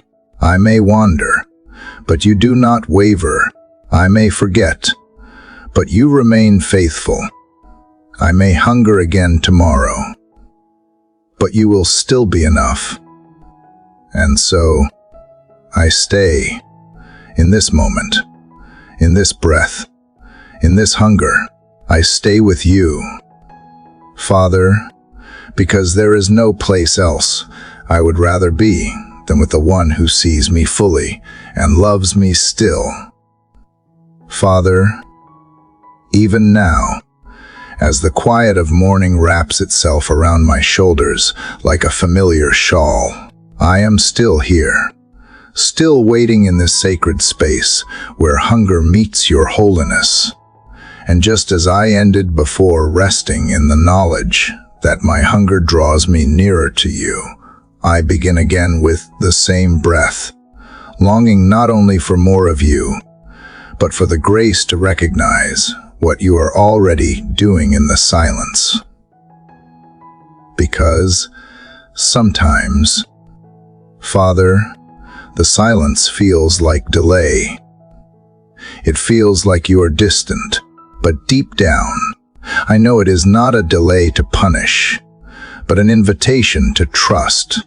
And so I come, not with a clenched heart, but with hands that tremble gently in surrender. I bring you my waiting not only for answers, but for alignment, not for signs, but for stillness, not for everything to change around me, but for you to change me within the waiting. For what good would it do if you opened every door, but I still carried a fearful heart? What joy would there be if blessings arrived, but I had no capacity to hold them, because I rushed through the refining? Father, teach me how to wait well, not with bitterness, not with restless impatience, but with reverence. Teach me to wait the way the earth waits for spring beneath the surface. Roots deepening. Life preparing, even when nothing is blooming yet. Teach me to wait with hope, not because of what I expect to gain, but because of who I trust you to be. Let the waiting become an act of worship. Let it be the place where I whisper my devotion without needing a reason, where I lift my eyes not for a miracle, but just to meet yours. In this sacred stillness, I begin to see that waiting is not empty. It is layered with unseen movement. It is full of divine orchestration that my natural eyes cannot comprehend. While I wait, you are rearranging. While I wait, you are softening what has grown rigid in me. While I wait, you are preparing answers that are not rushed, but righteous. So many times, I have measured your faithfulness by how fast you moved. But now I see faithfulness is not speed. It is steadiness. It is presence. It is the quiet assurance that you are the same yesterday, today, and tomorrow, no matter what the clock or the calendar says. Father, help me release my timelines. Help me lay down my version of when so I can fully receive your version of why. Help me stop worshiping outcomes and start delighting in your character. I do not want to chase blessings more than I pursue the blesser. I do not want to crave open doors more than I crave intimacy with the one who opens them, because when the door stays shut longer than expected, my soul must have something deeper to stand on. And you, Father, are that foundation. Even now, I feel you whispering to my spirit, reminding me that waiting is not the absence of movement, but the making of something holy. I begin to see how you have used the waiting to strip away what was shallow. I see how you have used it to protect me from doors I begged you to open. I see now that what felt like unanswered prayers were really unseen protections. And so today, I give thanks not only for what you have done, but for what you have withheld. I thank you for every not yet that built strength in my character, every not this that guarded my peace, every pause that purified my motives. You have been good even in the no-s. Father, in the waiting, give me a song, even if it is sung softly through tears, even if it is sung without clarity. Let my waiting be filled with melodies of trust, refrains of gratitude, and harmonies of quiet confidence. Let me sing because I believe, not because I see. And when my voice shakes, let me know you are near. When my hope falters, let me fall into your arms without shame. You are not disappointed in my waiting. You are shaping me through it. I place every unanswered question into your hands, Lord. Every lingering why, every silent H, every deferred hope. I trust that you are not ignoring me, but inviting me deeper. The delay is not denial, it is divine. And in this sacred delay, I choose worship. I choose presence. I choose to stay close, even when the road does not make sense. Father, I know you are not just watching from above. You are sitting beside me on this bench of waiting. You are not a far-off king looking down with disinterest. You are the tender shepherd who sits with the sheep who limps. You are the faithful companion who listens longer than I speak. You are the holy comforter who does not hurry me through the process, but holds me while I grow. So let my heart be stilled in this place. Let the racing thoughts quiet. Let the pressure to perform dissolve. Let me not miss the gift of this moment by rushing ahead in my mind. The breakthrough I wait for may not arrive today, but your presence already has. And is not that the deeper miracle, that you come not only when things are fixed, but while they are still falling apart. You enter the middle. You bless the process. You walk the in-between. Father, I give you permission to write this chapter the way you see fit. I surrender the pen. I open the page. I stop reading what you have already closed. I stop skipping ahead trying to see what is next. I sit here with you in the unfolding.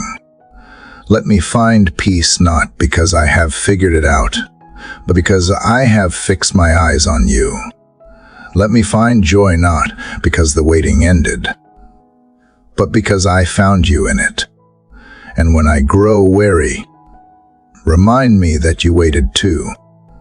You waited 30 years for 3 years of ministry. You waited in the wilderness. You waited in the garden. You waited on the cross. You understand the H of delay. And you turned waiting into worship, into salvation itself. So teach me to wait like you. Not passively. Not resentfully. But prayerfully. Expectantly. Faithfully. Father, thank you for seeing me in the middle of the not yet. Thank you for being enough even when nothing else is resolved. And thank you for the beautiful truth that waiting does not have to be wasted. It can be sacred. It can be transformative. It can be the very soil where trust takes root and grows strong. Father, even now, as the gentle silence after my surrender stretches forward like soft morning mist, I am still holding the weight of what I began to see in the waiting. You have not left me suspended, but invited me deeper into the kind of knowing that anchors me when answers do not come quickly. From where I left off resting in the soil of trust, seeing how you work within delay, my soul begins to ask, not just to wait well, but to remember well. Because, Father, I forget so easily. I forget what you have already done. I forget the peace you have spoken into stormy nights. I forget the doors you opened after I gave up knocking. I forget the tears you caught when no one else saw them fall. I forget the whispers of assurance that calmed me when fear threatened to unravel me. I forget how faithful you were in places I never thought I would make it through. And yet you never forgot me. Not once. Not even when I stopped looking for you. Not even when I questioned why you were silent. You remembered me, even when I forgot how to remember you. So this morning, Father, I ask you to restore the memory of my soul, not the memory shaped by pain or filtered through fear, but the holy memory, the sacred recollection of your goodness woven into the story of my life. I want to recall not just the facts of what happened, but the fingerprints of your presence in those moments. I want to see again where you carried me, where you redirected me, where you protected me even when I thought you were denying me something I needed. Let remembrance become the melody that steadies my heart when emotions cloud clarity. Help me remember that the same God who walked with me through yesterday is walking with me today. The same God who met me in weakness has not changed his address. You are still Emmanuel, God with me. Still Jehovah Jireh, the one who provides in ways I did not expect. Still the shepherd who finds me when I wander into valleys of distraction and fear. Still the Father whose heart beats with mercy, who is not tired of my questions, who is not distant even when I feel far. Sometimes, Father, I admit that I cling to fear more than memory. I anticipate what might go wrong instead of remembering what you have made right. I prepare for disappointment instead of preparing my heart for awe. I let temporary situations dictate eternal truths. But today, I want to lean into the holy discipline of remembering, not because my story has been free of pain, but because every scar now tells a story of grace. Every wilderness I passed through carries the echo of your footsteps beside mine. Every waiting room in my life became a sanctuary when I looked back and saw you were there all along. Father, let my remembrance be intentional. Help me build altars in my heart, like the ancients did with stones, so I can come back to them when the path ahead feels uncertain. Help me mark the moments, not for nostalgia, but for nourishment. Let every memory of your mercy become fuel for the faith I need today, because the battle I face now is not harder than the one you already brought me through. The questions I carry now are not heavier than the ones you have already answered in your time and your way. Even in seasons when I thought you were absent, you were arranging what I could not yet understand. And now, as I reflect, I see how you were not just in the resolution, but in the journey. You were in the pause, the wrestle, the silence. You were in the stretch of my character, in the tender breaking that made room for something more eternal. You were writing a deeper story than the one I was begging you to finish. And now, Father, I do not want to rush past those chapters. I want to revisit them and glean what you were really teaching me. Let remembering become worship. Let it be the way I give you glory when the path forward is hidden. Let it be the way I steady my feet when the ground shakes beneath my emotions. Let it be the way I pray not out of panic, but from the history I have with you, the kind of history that cannot be erased by present trouble or future unknowns, the kind that stands up in the storm and says, "He has been faithful before, and he will be faithful again." Father, if I forget everything else, let me not forget who you are. That be the memory that outlasts any circumstance. Let that be the truth that survives when fear screams loud. Let that be the anthem that rises when doubt tries to take center stage. You have not changed. You will not change. And because of that, I can lift my eyes with the kind of trust that is not dependent on feelings but on fact. You are who you say you are. always have been, always will be, and maybe. Father, remembering is not only about looking back, but about carrying that certainty forward, about choosing to let what you have done before shape how I walk into what is next. Let it fuel my yes when obedience feels costly. Let it strengthen my no when temptation whispers. Let it empower my endurance when the day feels long and the burden feels too heavy to bear. Let memory be the light I carry into dark places, not only to see, but to remind myself I am never alone. As the world rushes around me, pulling me into cycles of business and distraction, let me not forget to pause, to reflect, to breathe in what you have done and exhale gratitude.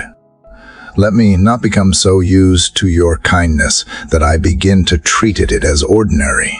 It is not, it is miraculous.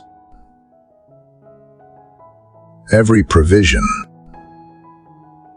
every breath, every moment of clarity, every unexplainable peace, it all traces back to your hand, and my soul must never grow numb to it.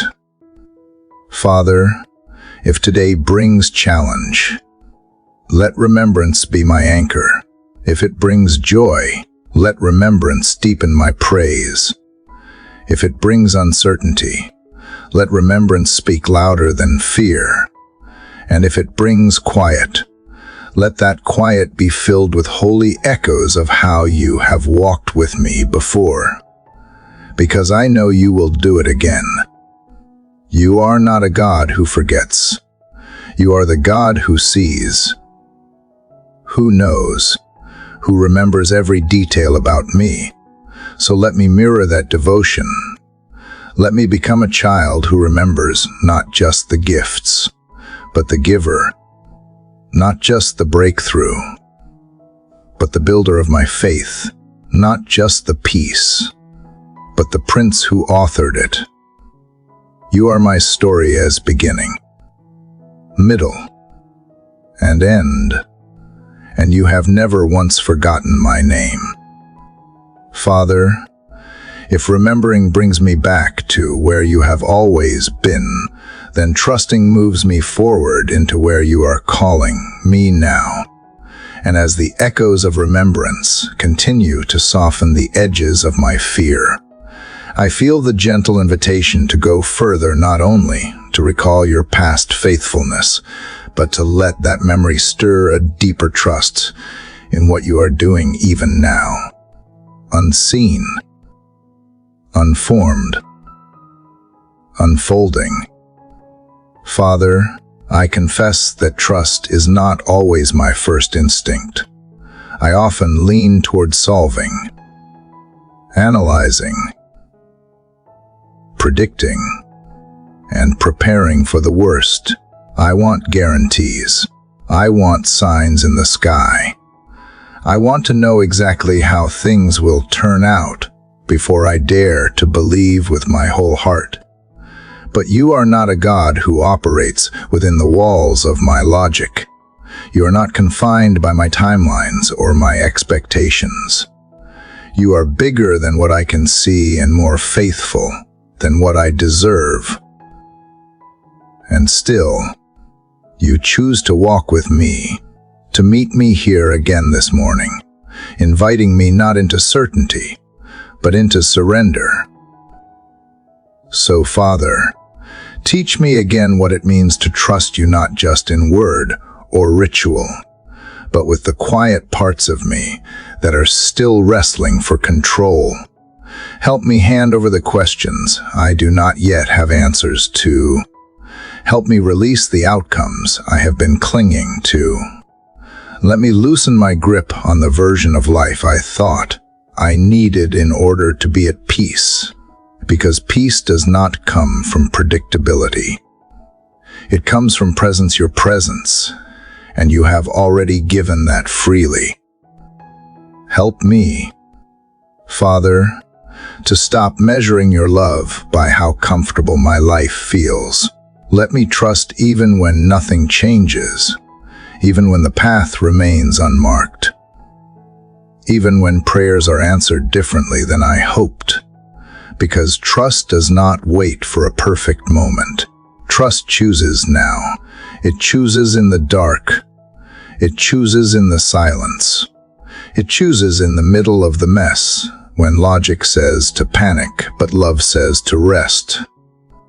Father, deepen in me the kind of trust that does not ask you to prove yourself again, but simply believes that you are already working. The kind of trust that keeps walking even when the road ahead looks like wilderness. The kind that builds its house not on circumstance, but on the bedrock of who you are. I want to know you in a way that no storm can shake me. I want to follow you in a way that does not depend on comfort. I want to obey you in a way that does not need constant reassurance. Just the whisper that says, "This is the way, walk in it." And when I falter, because I will, remind me that trust is not a destination I arrive at once and for all. It is a posture I return to again, a sacred rhythm of falling and rising, a quiet turning of my heart back toward you every time fear tries to drag me away. You are not angry when I struggle.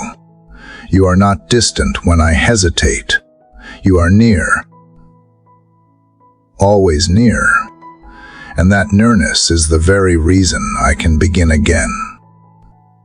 So today, Father, I choose to trust you with what I cannot control. I place into your hands the people I love, the dreams I carry, the fears I name in the middle of the night.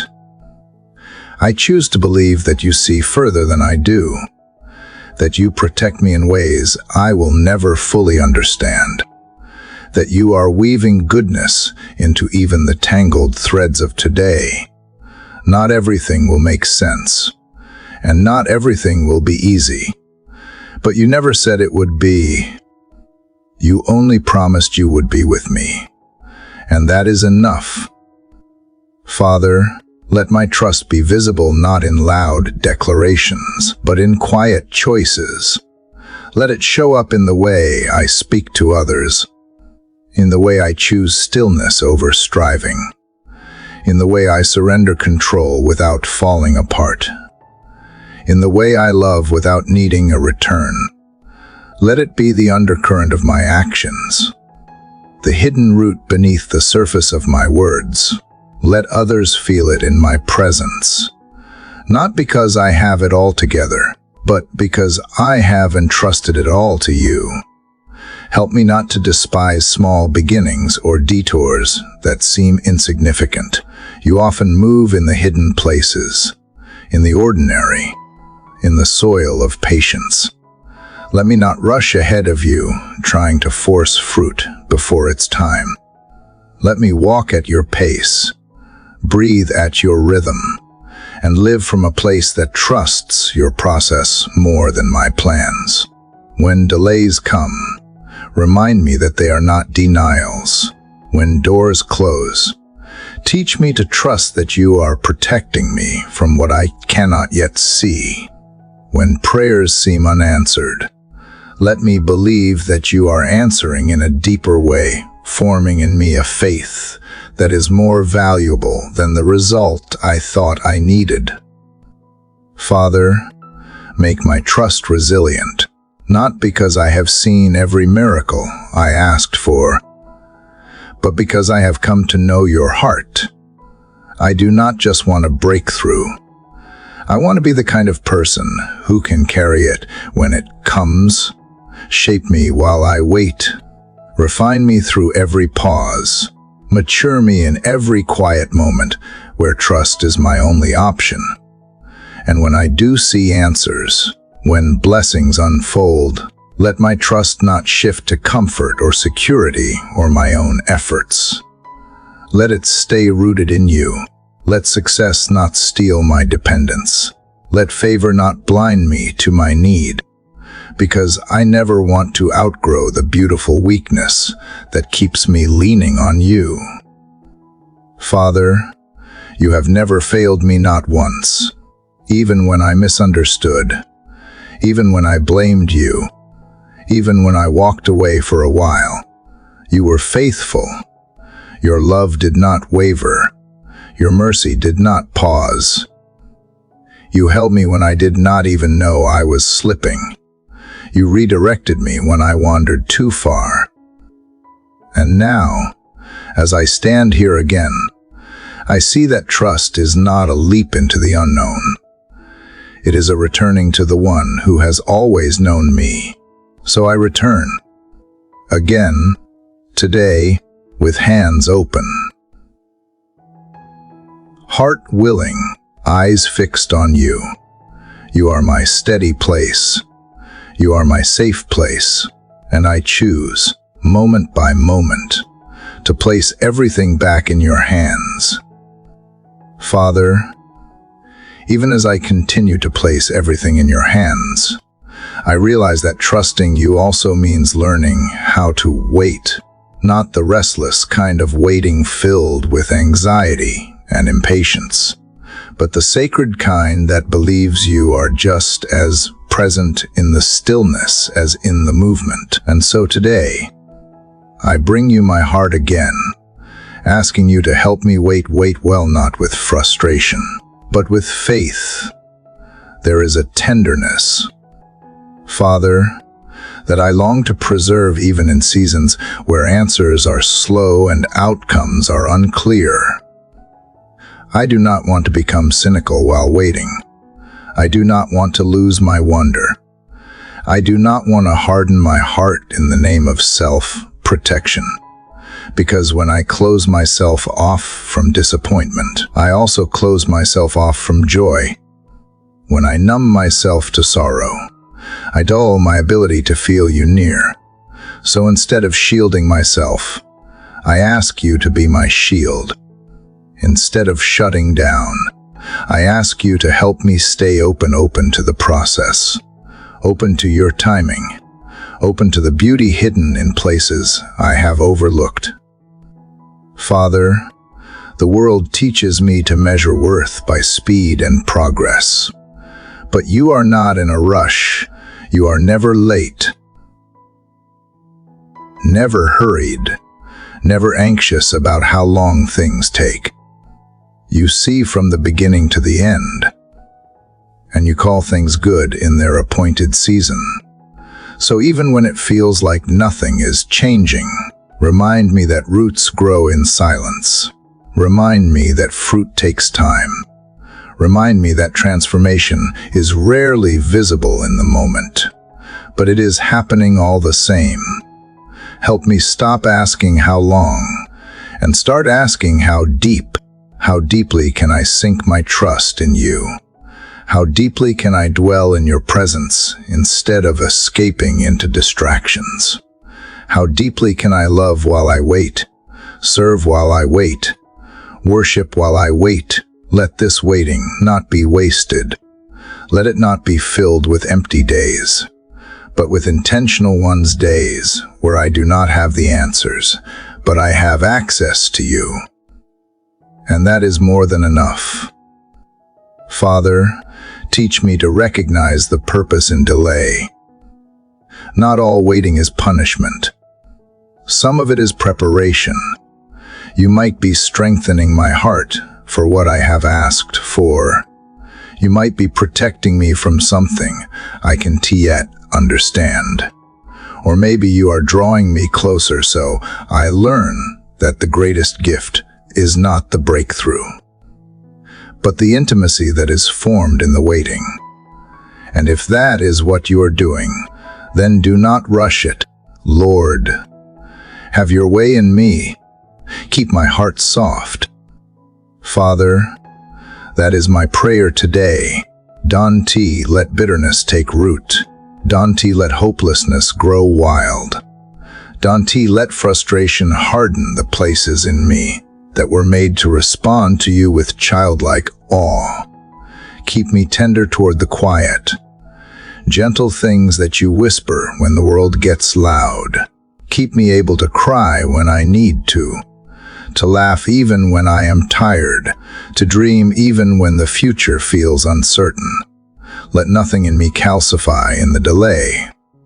Let nothing in me turn cold just because answers have not come yet. And if I begin to drift into despair, draw me back gently.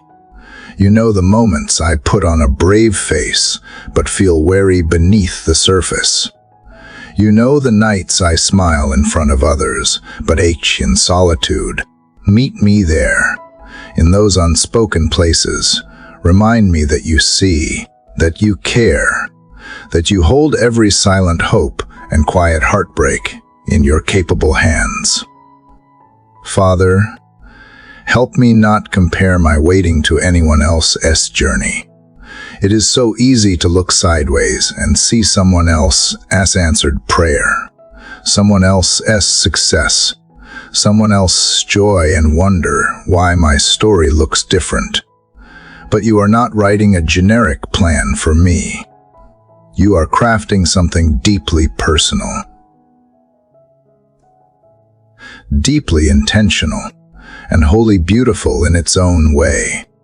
Let me not measure my value by milestones, but by the nearness of your presence. You have never forgotten me. You are not withholding good from me out of cruelty. You are shaping me with love, and that shaping takes time.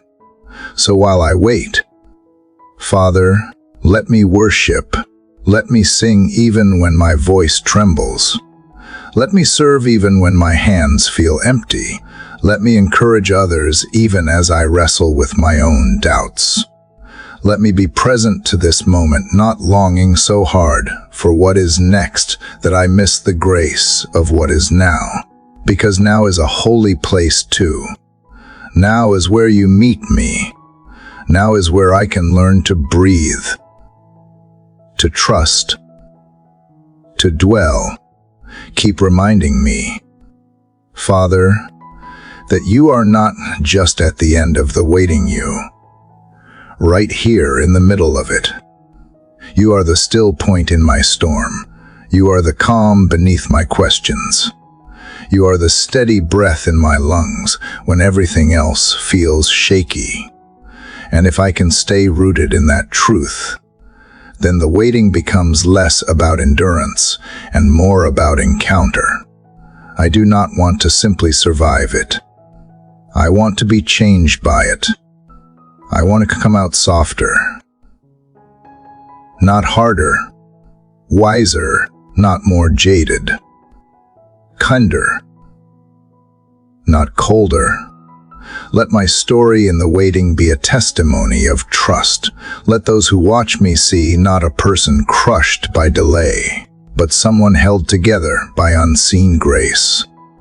Let them ask how I kept going, and let the answer always be, because you held me, because you spoke to me, because you never left, even when it felt like silence, because you were faithful, not just in the outcome, but in the ordinary days that stretched long and quiet. And when the waiting ends, because one day it will, let me not forget the lessons this space has given me. Let me carry the stillness forward into the business. Let me remember how I found joy in simplicity. Let me hold on to the intimacy we built in these hours of surrender. I do not want to walk into blessings with an anxious heart. I want to walk in with peace, with gratitude, with trust that the same God who was enough in the waiting is still enough in the receiving. Father, you know how to make gardens out of dust and music out of silence. You are not limited by time, and you are not pressured by urgency. So I give you mine. I give you my hours and my days, my minutes and my moments. Take them and fill them with purpose. Take this waiting and turn it into worship. Take my longing and turn it into love. Take my fear and turn it into faith. And if I forget, if I try to take it back, bring me back to this place where trust begins again. Because in the end, it is not about what I am waiting for. It is about who I am becoming while I wait. Father, as I carry the quiet lessons you have begun to write into my spirit, I feel the tug to go even deeper into this place of surrender. Yesterday's peace is not enough for today. I need fresh trust. I need new stillness. I need you to anchor me again, because the waiting continues not because you have forgotten, but because you are still forming something holy, and I want to be present to it, not just surviving the process, but embracing it with a willing heart. The truth is, Father, I often want resolution more than transformation. I want the answer, the breakthrough, the open door. But you want something more lasting. You want to shape who I become along the way. And as I let that settle into my bones, I sense you inviting me not only to wait, but to rest in the waiting, to let go of striving, to stop measuring progress by outcomes, to simply be with you, in you, for you. And so I ask you now, teach me how to rest, not just in my body, but in my soul. Father, it is easy to confuse rest with passivity, but your kind of rest is active. It is choosing trust over tension. It is choosing peace over panic. It is choosing to believe that your hand is still moving even when mine is still. I do not have to manipulate the moment to prove my worth. I do not have to exhaust myself to feel in control. You are already in control, and you call me not to carry everything, but to lay it down again and again at your feet. So here I am.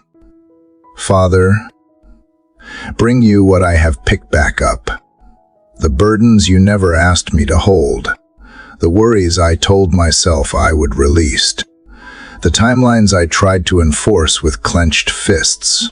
I bring you my unfinished prayers, my unanswered questions, my unspoken fears. I bring you the nights I could not sleep and the days I pushed too hard. And I ask you to replace them not with shallow optimism, but with the deep, steady peace that only your spirit can give. Teach me how to breathe again, Father, not with shallow breaths filled with anxiety, but with long, grounded breaths that remind me I am safe, I am held, I am loved, even when there is no news, even when the waiting stretches longer than I expected, even when I feel stuck in the in-between. You are not absent here. You are here in this breath, in this pause, in this quiet moment that I surrender to you. Father, sometimes I feel like if I am not doing, I am failing. But you are not impressed by business. You are moved by trust. So let my stillness be worship. Let my unhurried hours become sacred. Let me sit in the sunlight without guilt. Let me take a slow walk and call it enough. Let me be kind to myself on days when I have no answers to offer. Let me believe that rest is not weakness, it is strength, wrapped in humility. It is faith lived out in rhythm with grace. You built rest into creation itself. Father, on the seventh day, you stopped not because you were tired, but because you were satisfied, because rest is part of beauty, because rest honors the work that has already been done. So help me honor what you have already done in me. Help me stop long enough to see it, to celebrate it, to notice the goodness that is already blooming in the places once feared were barren.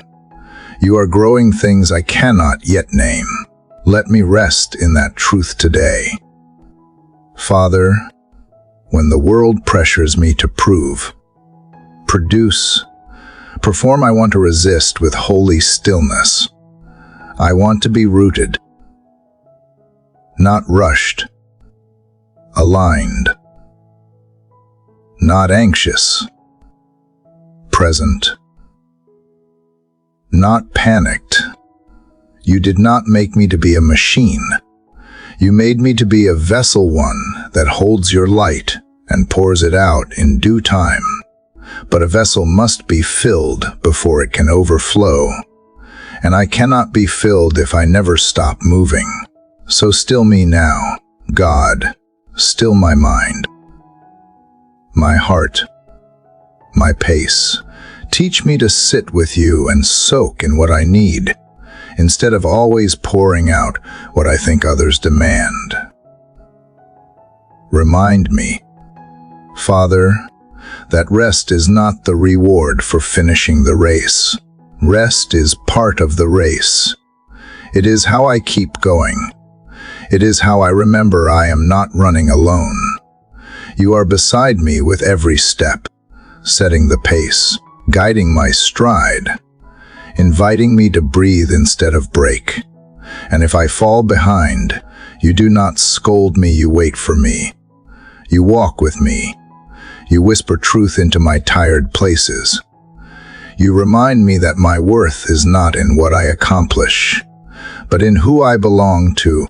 I belong to you. Help me find beauty in slow days. Father, in quiet mornings and simple prayers, in moments when nothing is happening on the surface, but deep inside, something is shifting, something is healing, something is being made whole. You are always at work, even when I cannot measure it, and that is enough for me today. When doubt creeps in, when I wonder if rest means I am falling behind, wrap me in the assurance that you waste nothing, not a single pause, not a single breath, not a single tear I have cried in secret. You gather them all.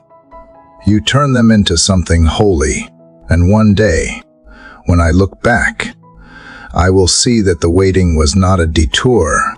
It was a sacred space, a growing place, a place where intimacy with you became more real than answers ever could. Father, help me delight in the slowness. Let me not resent the quiet. Let me listen closely to the melodies. You play in stillness the way you orchestrate peace, like a song, composed not with volume, but with reverence. Let me learn to sit in that silence and recognize it as your voice. Gentle, healing, steady. I do not want to miss the miracle hiding in the calm. I release the deadlines I have placed on my heart. I release the need to figure everything out. I release the internal pressure to make progress every day. Some days are meant for rest. Some days are for recovery. Some days are simply for learning how to enjoy you again, without striving to earn what is already mine, your love, your nearness, your grace. Father, thank you for showing me that the weight is not empty when it is filled with you, that rest is not passive when it is surrendered, that stillness is not stagnation when it is rooted in trust. You are the one who teaches my soul how to exhale, and in this stillness, I begin to sense it again, the joy of being yours, not because of what I do, but simply because you chose me, and you never leave me, even here in the quiet. Let this be my rhythm, Father, not a sprint toward a finish line, but a dance in time with your heart. I will walk when you walk. I will pause when you pause. I will breathe when you tell me to breathe. And I will believe that in every resting moment, you are shaping something sacred in me. Father, in the gentleness of this new morning, I come again to sit with you, holding all that yesterday taught me about resting in your perfect timing. I can feel the residue of peace you have been planting in me, not as a fleeting feeling, but as a steady presence. You have shown me that stillness is not emptiness, it is a sacred invitation to trust. And now, as I lean further into that quiet strength, I ask you to lead my heart to a deeper place, a place where stillness and strength are not in opposition, but joined as one within me. Father, still me not only so I may find peace, but so that I may also find the courage to stand firm in the places where you have called me to remain. There is strength in not rushing. There is power in restraint. There is endurance in silence. But I confess, it is hard to hold my ground when I can see what is coming. It is difficult to be strong when I feel unseen, unheard, or uncertain. Still, I know you are not a God of confusion, and you never call me to stand in my own might. You invite me to root myself in yours. So, Father, plant my feet in your promises. Let my soul grow deep roots in your word, in your nature, in the track record of your goodness. I may not understand this moment, but I can trace your faithfulness through every chapter before. You have never left me stranded. You have never withheld what I truly needed.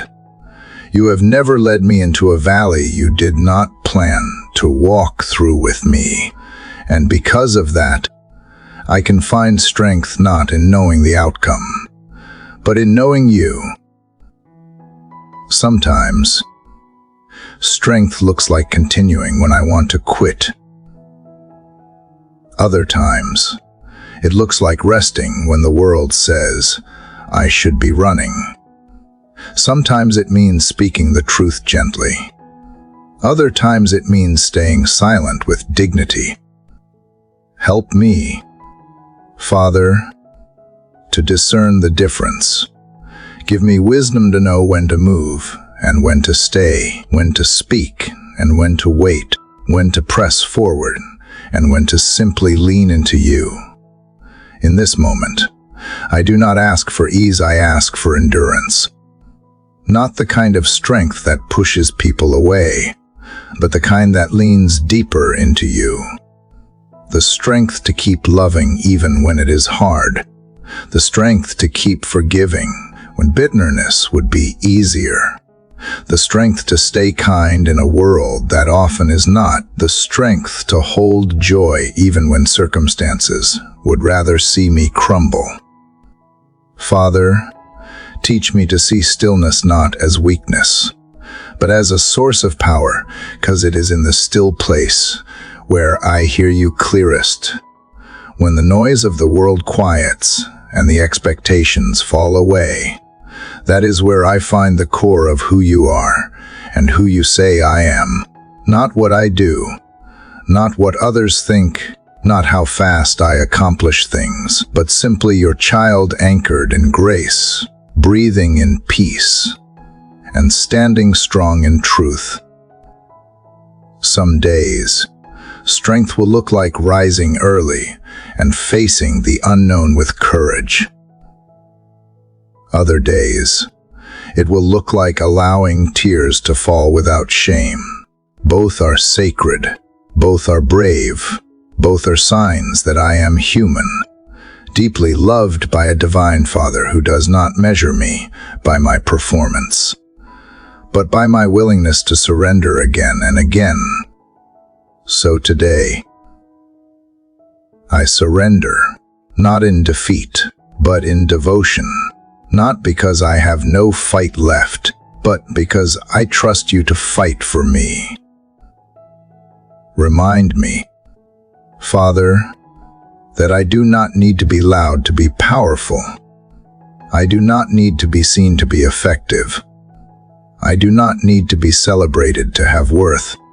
Let my strength come from hidden places, the kind that grows in quiet prayer, in unseen kindness, in unnoticed sacrifices, in small acts of obedience when no one is watching. That is the strength you value. That is the life you reward. That is the path I want to walk. When discouragement tries to take root, uproot it with your truth. When weariness whispers lies, counter it with your voice. When I feel like my efforts do not matter, remind me that nothing done in love is ever wasted. Every seed planted in faith, every moment offered in trust, every breath lifted in worship, you see it all. And you are weaving it into something eternal. Father, help me lead with gentleness. Help me carry myself with quiet confidence. Help me become a reflection of the still strength of Jesus, the one who did not need applause to stay faithful, who did not seek crowds to validate his worth, who knelt before the cross with trembling resolve and said yes anyway. That is the kind of courage I long to carry. That is the kind of strength I want alive in me. Let me be someone whose presence brings calm. Let me be known not by how loud I speak, but by how deeply I listen. Let me walk through storms without letting the storm inside me take control. Make me so rooted in you that I am not shaken by shifting opinions, or overwhelmed by delays, or disoriented by what I can predict. When the waves rise, let your voice be louder than the wind in my soul. And when I fail, which I will do, not let shame wrap around me. Let grace meet me quickly. Let mercy be my rhythm. Let growth be my posture. Let humility be my strength. I do not want to appear strong while withering inside. I want to be whole from the inside out. I want to live steady, honest, unshaken by pride or pressure. Because I have chosen the better portion. I have chosen you. So, Father, as I rise into the day ahead, let stillness anchor me and strength carry me. Let each step I take be guided by your Spirit and grounded in your truth. Let my breath echo the quiet assurance that I am held, that I am known, that I am safe to be both gentle and powerful, humble and brave, patient and resilient, because you live in me. And you are all of these things and more. Make me bold, but not brash. Make me gentle, but not passive. Make me strong, but not self-reliant. Form in me the strength that comes from knowing you, and the stillness that flows from trusting you. Let me hold this posture not just today, but every day that follows, in every decision, in every interaction, in every quiet corner of my life. May I be a vessel of your calm and courage. Let this heart of mine be still. Father, let it be strong. Let it reflect the beauty of a soul that walks with you, not ahead of you, not behind you, but with you. Every moment, every breath. Father, as I rise into the stillness of this new morning, I carry with me the quiet strength you have been forming in me, that deep-rooted calm which does not crumble when tested. I feel it in my breath, in the pause between thoughts, in the steady rhythm of grace that beats in my chest. And as I stand here, open to whatever this day may hold, I ask not only for the courage to walk forward, but for the tenderness to walk kindly. Let my hands be steady, Father, not just in action, but in compassion. And let my heart be kind, not just in intention, but in every moment I choose to respond. Coming from the quiet strength you wove into me yesterday, I now see how stillness is not an end in itself, but a preparation. You have calmed my inner storms, not so I could remain in the harbor, but so I could sail forward with clarity. So now, as I move into deeper waters, I ask that the strength you have planted continue to hold me upright, and that kindness be the wind that carries me forward. Let my actions today be soaked in grace. Let my motives be refined by love. Let my words build, not break. Father, teach me the discipline of gentleness. Show me how to move through the world without rushing, without grasping, without the need to prove or defend. In a world that idolizes loudness and applause, remind me that quiet love is not weak, it is revolutionary. Let my kindness be bold enough to soften walls. Let it be wise enough to know when to be silent and brave enough to speak life when others speak harm. I do not want to live from reaction, but from intention, from a place of quiet depth that flows from knowing I belong to you. Today, I know I will encounter hearts that are heavy, eyes that do not meet mine, voices sharpened by pain. Help me to respond, not with judgment, but with compassion. Let me carry a posture of listening, deep listening, that makes room for others to breathe. When I feel rushed, help me remember that patience is holy. When I feel frustrated, let empathy be my first step. When I feel unseen, remind me that you see me, and that is enough to keep loving. Let my hands not only do good work, but offer healing touch, whether that is through words, through presence, or through quiet acts no one else sees. If I hold a door today, let it be more than politeness, let it be love made visible. If I offer help, let it be without expectation. If I give, let it be with open palms, not a keeping score. I want to reflect you in the smallest things, in the in-between moments that seem invisible to the world, but are sacred to you. Father, help me forgive quickly today, not because others always deserve it, but because I cannot hold bitterness and peace in the same heart. Help me release the weight of offense before it hardens my spirit. Help me see the hurting beneath the harsh. Help me understand that anger is often a mask for fear, for sadness, for wounds that have not yet found healing.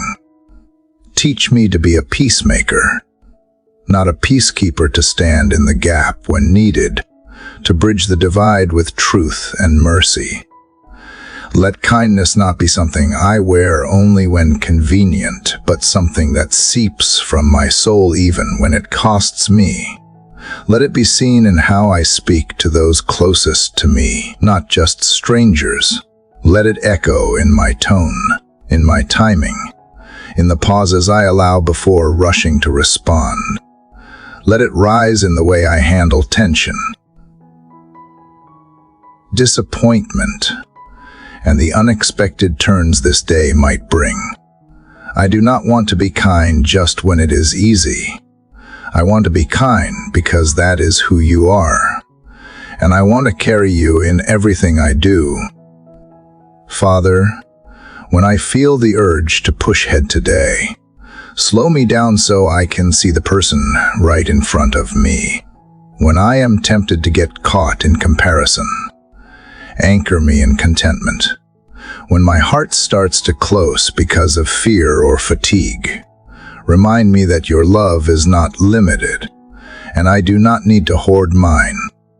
You have poured into me more than enough to give again and again. Help me trust that giving love never leaves me empty. It only makes more room for you to fill. And when I begin to doubt whether kindness even matters in a world that can feel so hardened, remind me that you never called me to change everything, only to love in the places you have planted me. A smile may not stop a storm, but it can warm a soul. A soft answer may not change a system, but it can shift a moment. And even when nothing seems to change on the surface, kindness changes me. It keeps my spirit tender. It keeps my eyes open. It keeps me human. Let me not wait for the big opportunities to love, but see the holy in the small. The way I greet the cashier, the way I respond to a text, the way I wait in traffic. These are all offerings, and I want to offer them to you, not for praise, not for recognition, but because you are worthy of a life that honors you in every detail, a life that whispers grace even when no one is listening. Father, when I feel tired today, be my strength. When I feel irritated, be my peace. When I feel unseen, be my affirmation. Let my identity be so rooted in you that I do not need to push others down to feel lifted. Let me celebrate others freely, encourage without jealousy, give without needing anything in return. Let my kindness be sincere, not forced, not performative, but flowing from a heart that is learning, slowly but surely, how to live like yours. In the midst of all I must do today, let me never forget to simply be present, attentive, compassionate. Let me see interruptions as opportunities, delays as invitations to pause, and disappointments as doorways to deeper faith. I know that not everything will go as planned, but if I walk with you, if I stay close, if I choose kindness even when I feel stretched thin, this day will be full of meaning far deeper than I can measure. So, Father, steady my hands today, not just in the tasks I carry, but in how I hold others with care, with gentleness, with dignity. Steady my words, may they uplift, not wound. Steady my pace, let me walk in grace, not anxiety. Steady my heart, let it beat in rhythm with yours. Let everything in me reflect the quiet power of a life formed by love. Let me live not just with purpose, but with softness. Not just with clarity, but with compassion. Not just with strength, but with kindness that transforms the atmosphere around me. Let this day be less about what I accomplish and more about how I love. Less about what I finish and more about who I become. May every breath, every step, every choice lead me deeper into the kind of life that makes others feel seen, valued, and safe, not because I am perfect, but because you are present, not because I always get it right, but because I always come back to you.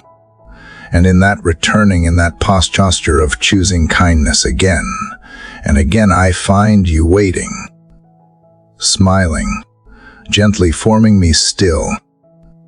Father, as this morning stretches wide before me, I come once again in the quiet to sit with you, to bring my whole self into the light of your presence. And as I breathe deeply in this space you have carved into my day, I ask now for something more than just strength or calm.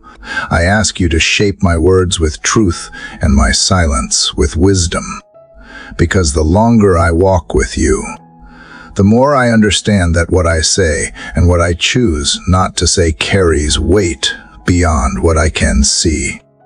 Flowing gently from yesterday's longing to be kind in every action.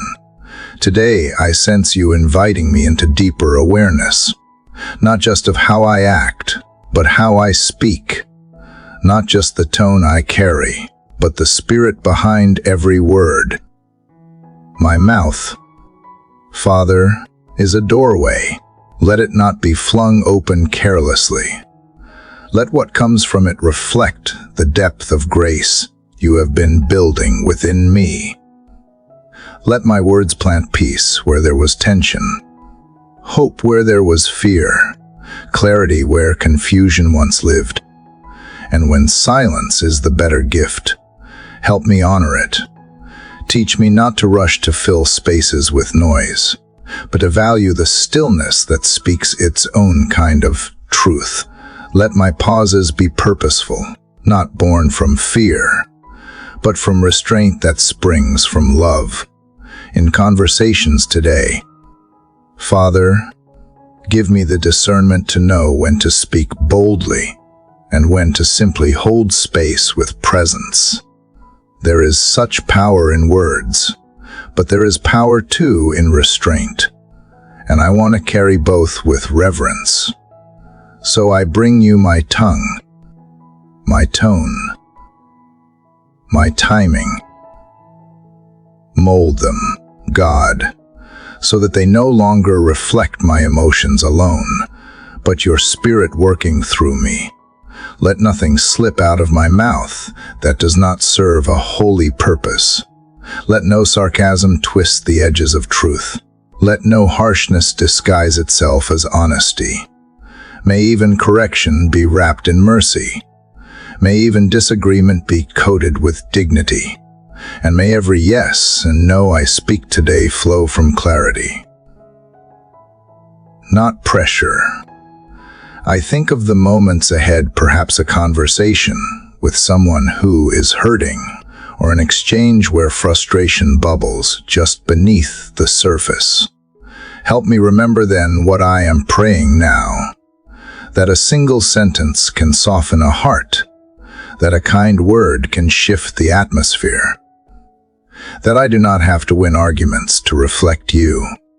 Sometimes all you ask of me is to witness, to offer a soft word, or to choose quiet when my pride wants to respond. Father, speak through me, but only after you have spoken within me. Let me be slow to speak, not because I am unsure, but because I am rooted. Let me listen fully, not just waiting for my turn. Let me honor the voices of others, even when I do not agree, because every person I encounter carries your breath. Let my language never diminish the sacredness in them. Let my communication mirror the grace you constantly pour over me. When I open my mouth today, let it be for healing. Let my laughter invite others into joy. Let my words offer rest to the weary. Let encouragement fall from my lips like water in a dry place. If someone feels invisible, let what I say remind them they are deeply seen. If someone walks in shame, let truth rise from my voice, not to accuse, but to restore.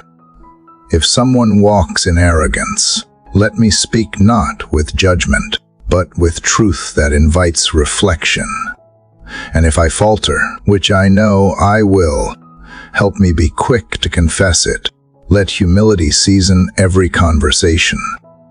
Let me never cling so tightly to being right that I forget to be righteous. Let my words be honest without being harsh, truthful without being cruel. Let me never use your name to defend my ego. Let me never wield truth like a weapon, but always offer it like a lifeline. Even correction. Father, let it be redemptive, even confrontation. Let it be clothed in love.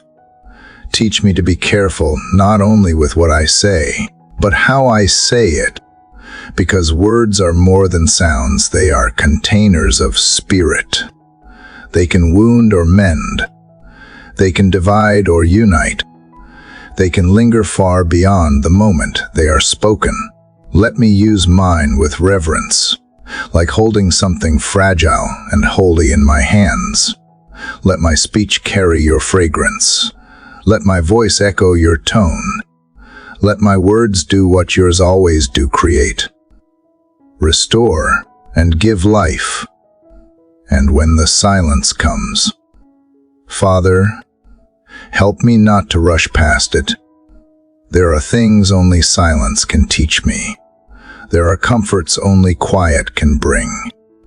Let me welcome the pauses between the doing, the spaces between the words. Let me honor silence as sacred ground, a place where you often speak loudest. Whether I am with others or alone, teach me to dwell in stillness without fear, without discomfort, knowing that you fill even the quiet with meaning. In those pauses, I will listen for your guidance, for the stirring in my spirit, for the gentle nudge that often comes without a sound. Let me hear not only what others are saying, but also what they are not saying.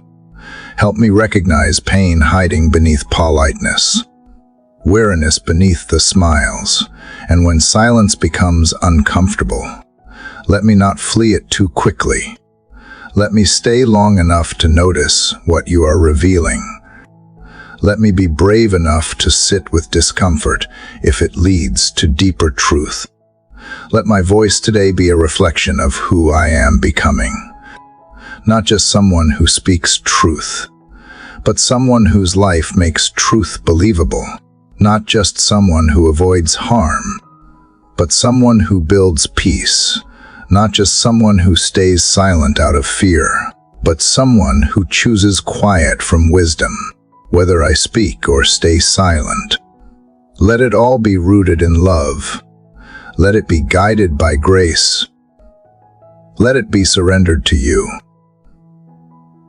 And Father, help me forgive words that were once spoken over me, words that lingered like shadows long after they were said, words that wounded, words that lied, words that shaped my view of myself in ways that did not reflect your truth. I release those now into your hands.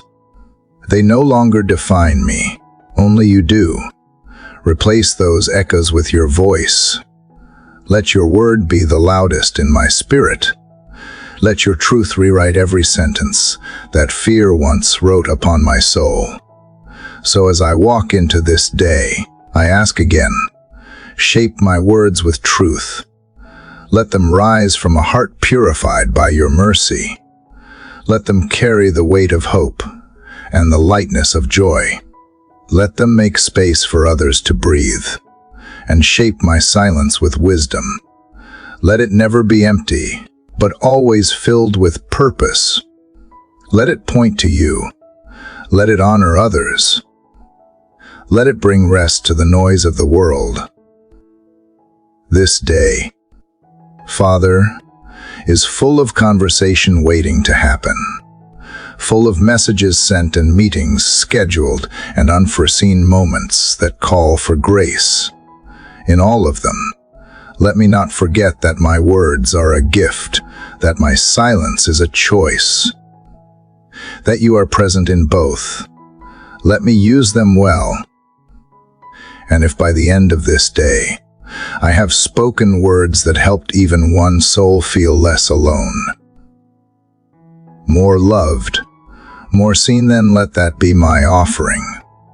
Let that be my worship. Let that be enough. Father, as the morning light filters gently through the stillness, I return to you, seeking once again the quiet alignment of my heart with yours. I come not with noise, not with a checklist, but with a steady need to stay close to what is real. The path you are forming in me word by word, breath by breath continues today, not as a reset, but as a continuation of what you shaped in me yesterday. From a mouth trained in truth and a silence guided by wisdom, I now ask for something deeper. Let my intentions be pure and my focus be clear. It is easy, Father, to drift into distraction, even when my words are gentle and my silence respectful. My thoughts can wander, pulled by the current of expectations, comparisons, or hidden fears. So this morning, I lay before you the unseen corners of my desire. I invite you to sift them, to separate what is rooted in love from what is born of insecurity. Let every motive in me be refined. Let every plan I make flow from a heart anchored in your purposes, not from striving or self-promotion. There is so much I could do today, so many tasks, so many demands, so many moments waiting to be filled. But not everything that asks for my attention deserves it. So I ask you now, with quiet conviction, to help me discern what matters most. Let my focus not scatter like leaves in the wind. Let it settle, like still water that reflects the sky, calm and clear. Show me what to hold and what to release. Teach me to live not just with passion, but with precision. Help me, Father, to move through this day with intention, not merely reacting, but responding from a place of peace. Let me begin each task with clarity, not chaos. Let me enter conversations with presence, not pretense. When I make decisions, let them rise from truth, not fear. I do not want to live distracted, always busy yet never full. I want to live aware of you, of others, of the sacred now unfolding in each breath. If my heart starts to drift toward approval, gently bring it back. Remind me that being seen by others is not the same as being known by you.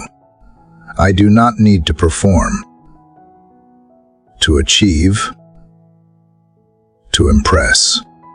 I only need to be faithful to walk in the light you have given and to let that light guide my next step. When my focus gets clouded by the noise of comparison, by the shadow of doubt, or the rush to do more, call me back to the center where you dwell. There is no peace outside of purpose.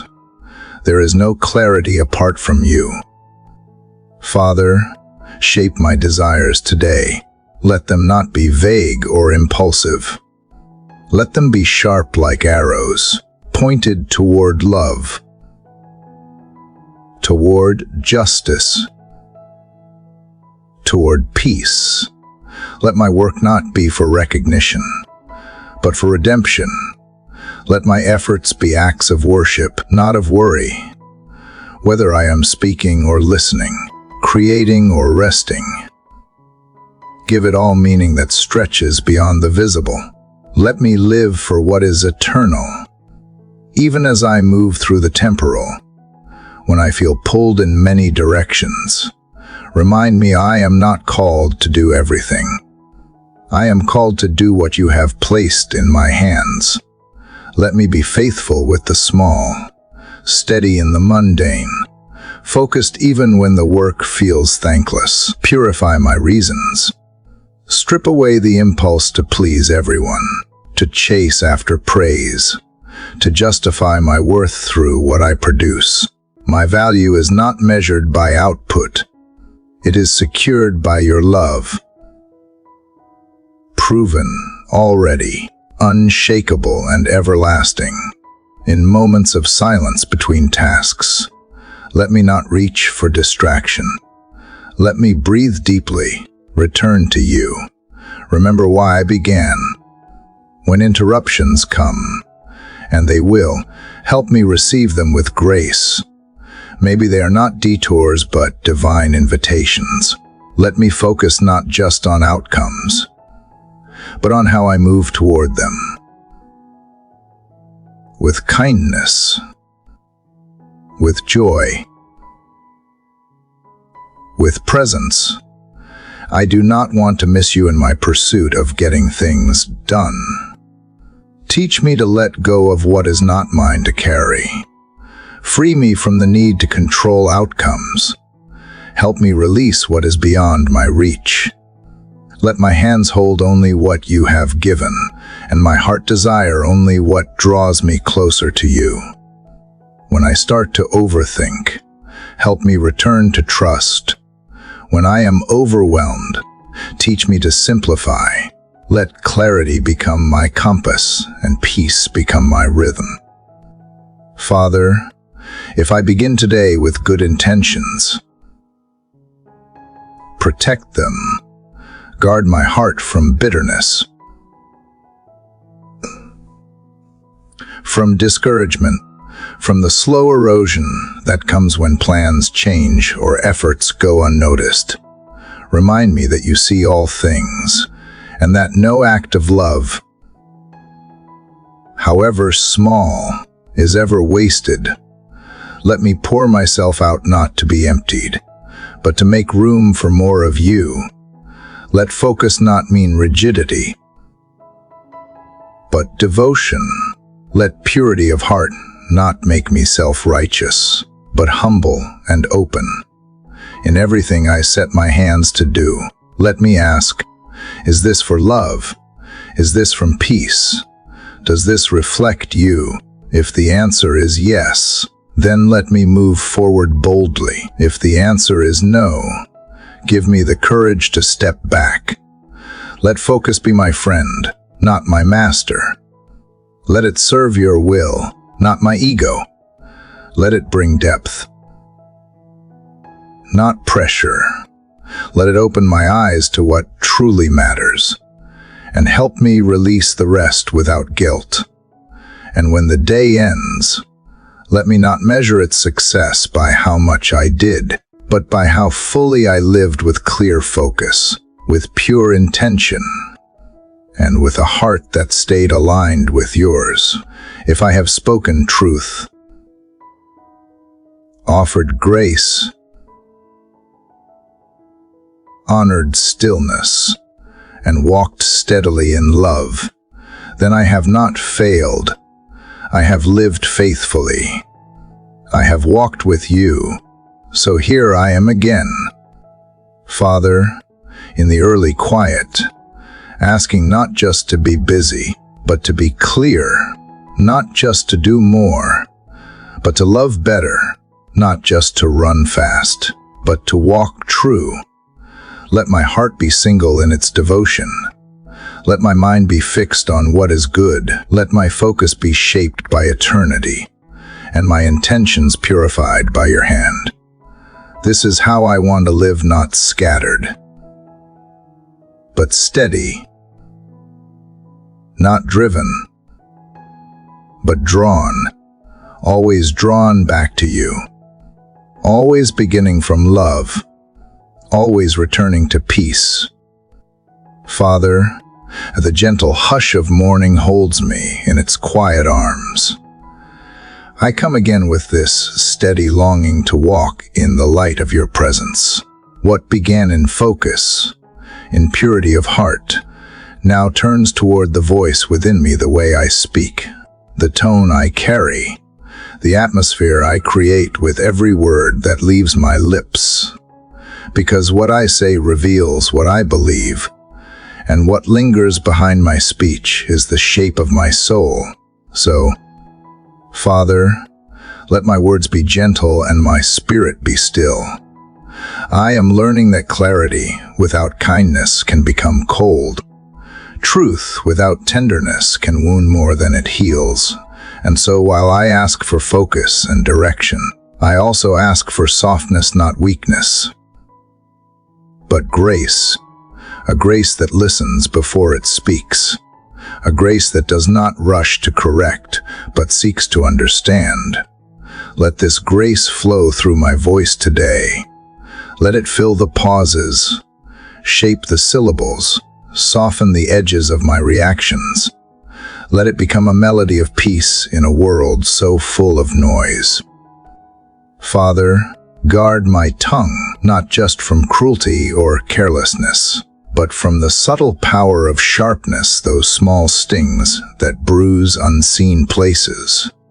Let no word leave my mouth that has not first passed through love.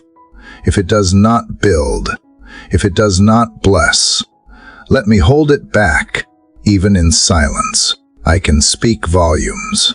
Let my silence be wise, not dismissive. Let my speech be clear, not cutting. Let me hold both truth and gentleness, like twin candles that light the path, never burning the one who walks beside me. There is so much temptation to speak quickly, to defend, to explain, to justify. But today, I want to pause more often. I want to respond, not react. I want to give others room to speak, to breathe, to exist without pressure. I want to be a safe place, and that begins with how I speak. Let my tone carry the same calm that you pour into me each morning. Let my words be slow enough to be thoughtful, quiet enough to be heard, and full enough to reflect the depth of peace that you provide. Teach me, Father, to let stillness be the soil where my words grow. Let them rise not from fear or frustration, but from a quiet trust. When I am tempted to fill silence with explanations or fill space with chatter, help me stop and ask, is this necessary? Is this loving? Will this lead someone closer to hope or to heaviness? If the answer is not clear, help me wait. Let me not be afraid of silence when it is sacred. Let me not be quick to speak when stillness would have spoken louder. Let my conversations today be a reflection of your heart, whether it is with someone I know or a stranger crossing my path. Let me speak in ways that leave a trace of peace. Let no sarcasm or bitterness slip through my laughter. Let no pride hide behind polished sentences. Let me speak not to prove a point, but to open a door, not to impress, but to connect. Honesty walk hand in hand with humility in every interaction. When tensions rise, and they sometimes do, remind me that volume does not equal strength. That winning a debate is not the same as winning a heart. That silence can be more powerful than shouting. Help me to be a voice of reason when emotions flare, to be a calming presence rather than another flame. Let me be the one who lowers the temperature in the room, not raises it. Let me be the one who chooses peace, even when provoked. Father, help me recognize when I am speaking out of exhaustion or insecurity. Let me pause when I feel rushed or triggered. Give me the courage to step away if needed, to return later with clearer perspective and softer hands. Let me not confuse control with conviction. Let me not use words as weapons to protect my pride. Instead, help me trust that what is true does not need to shout. It only needs to be lived. If I must speak hard truths, let me do so with trembling reverence. Let every difficult conversation be wrapped in patience and prayer. Let me care more about the heart of the person than about being right. Let me speak not from frustration, but from compassion. And when I fall short, and I will let me return quickly to grace. Let me be quick to apologize, to repair, to rebuild what my words may have damaged. Let me never become too proud to seek forgiveness. Father, remind me that every word I speak is a seed. Some seeds grow quickly, others take root in hidden places. Waiting for the right season, help me plant only what brings life. Let my words be like water to the weary, not like fire to the fragile.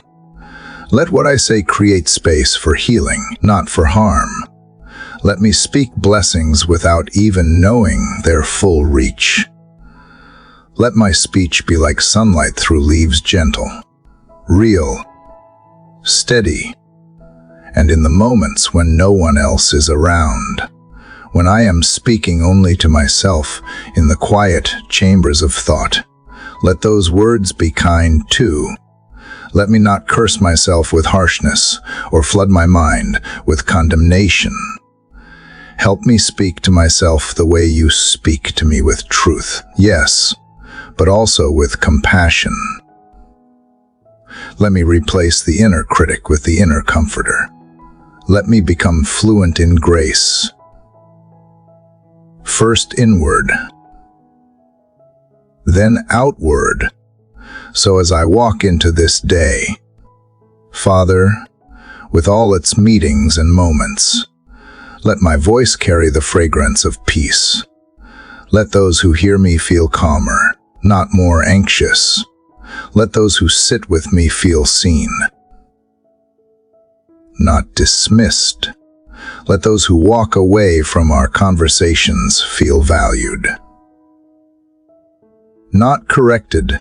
Let my words be few, but full. Let them lift, not weigh down.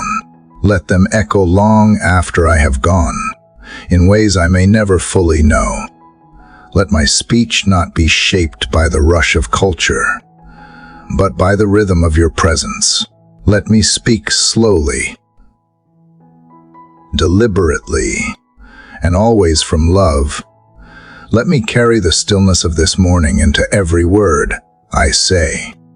For when I speak from stillness, I speak from you, and when my spirit is rooted in peace, even my silence will be a sanctuary. Father, as I breathe into the quietness of this new day, my heart remains tender from the stillness you have taught me to carry.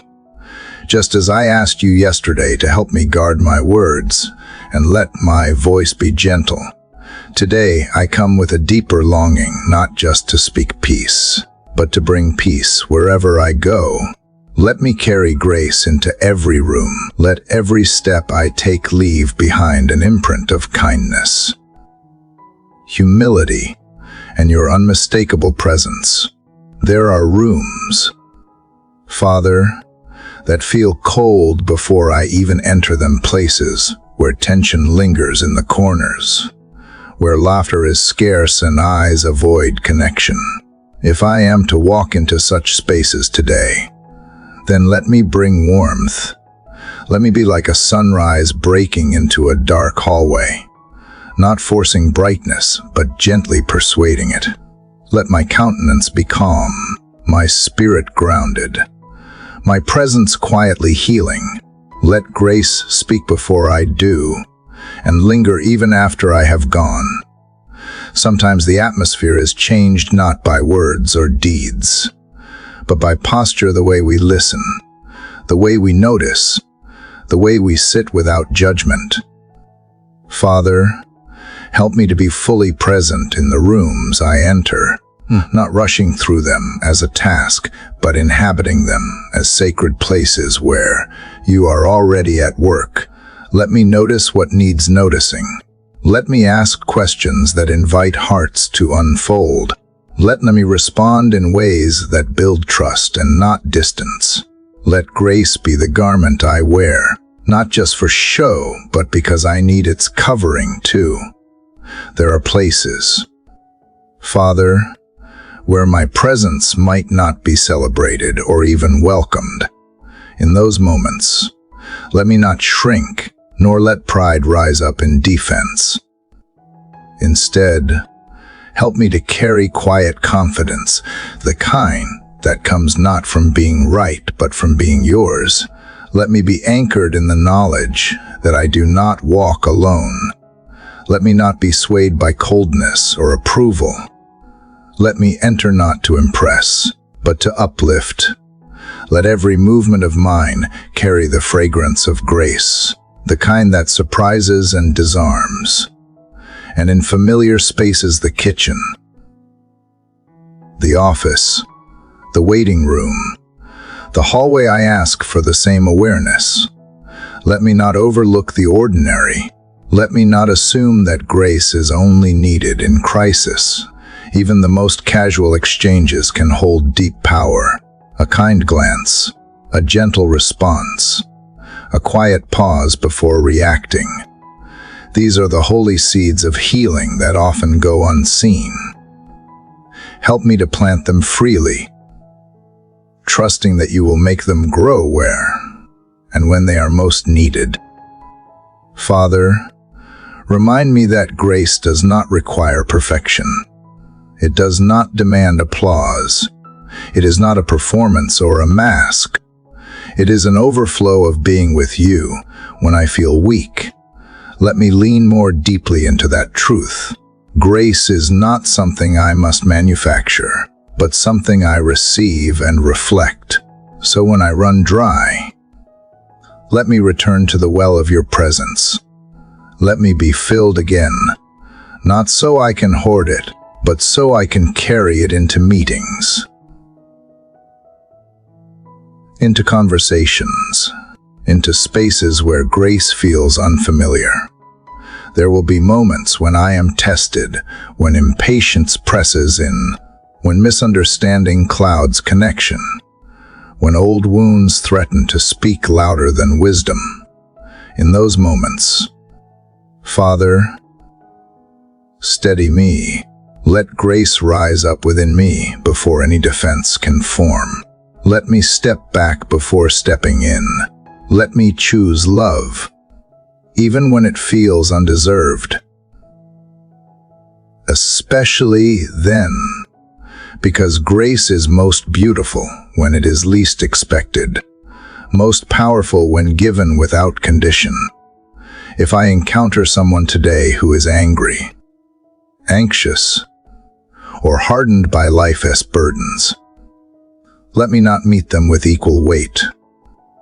Instead, let me offer light, a smile that does not ask for one in return, a word that does not require a thank you, a patience that outlasts frustration. Let me pour without fear of being emptied, because you are my endless source. Let me give freely, knowing that grace is not measured by outcome, but by obedience to love.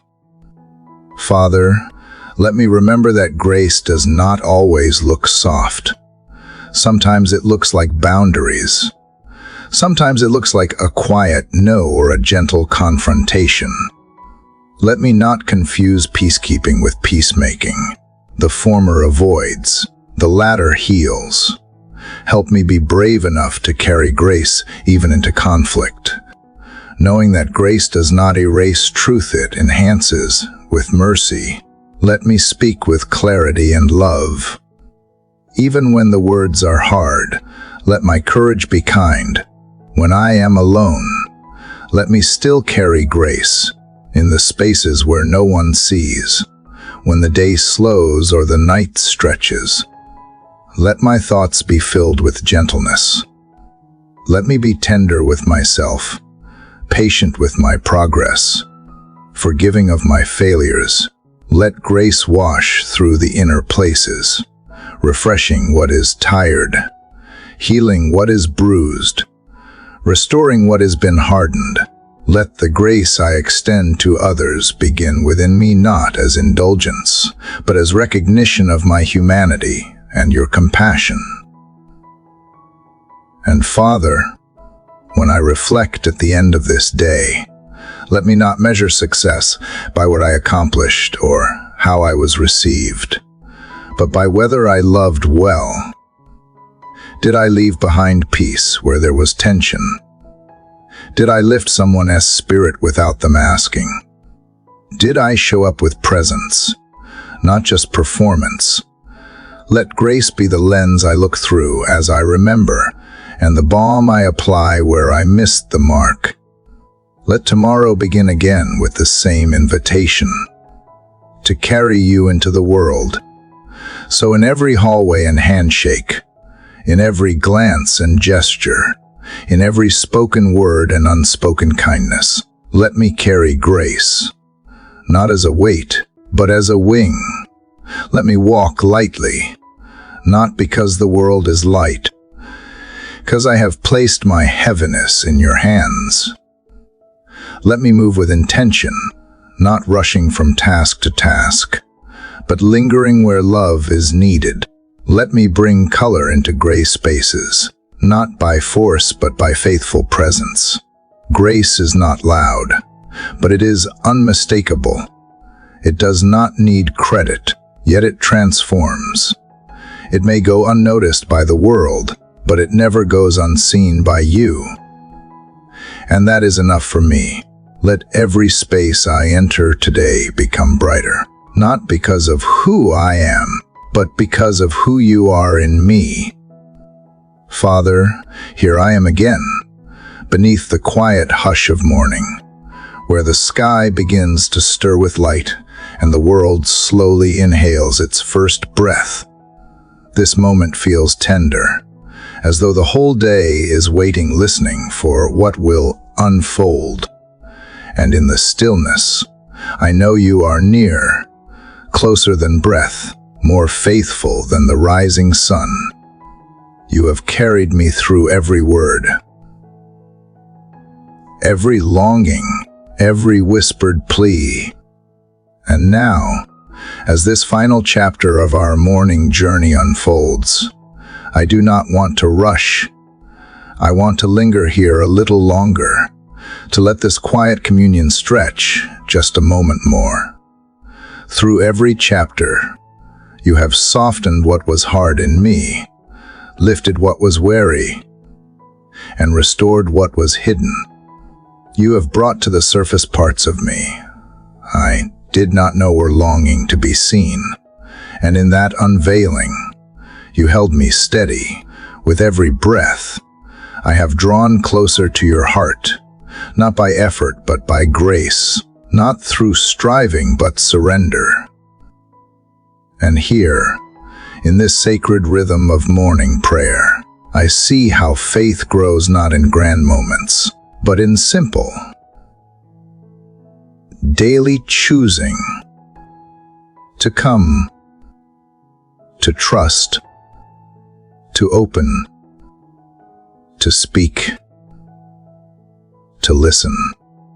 I have walked through petitions and praise, through valleys of repentance and fields of hope.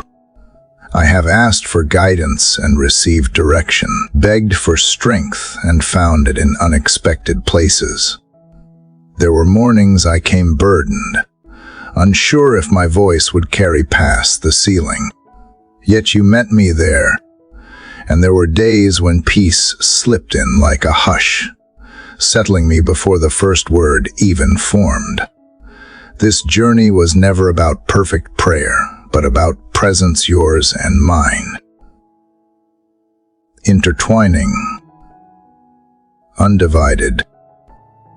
So today, I do not ask for anything new. I simply ask that what we have begun here would continue, not as a ritual, but as relationship. Not as habit, but as heartbeat. Let these prayers not end with the final line, but echo through my steps, through my choices, through my thoughts and gestures.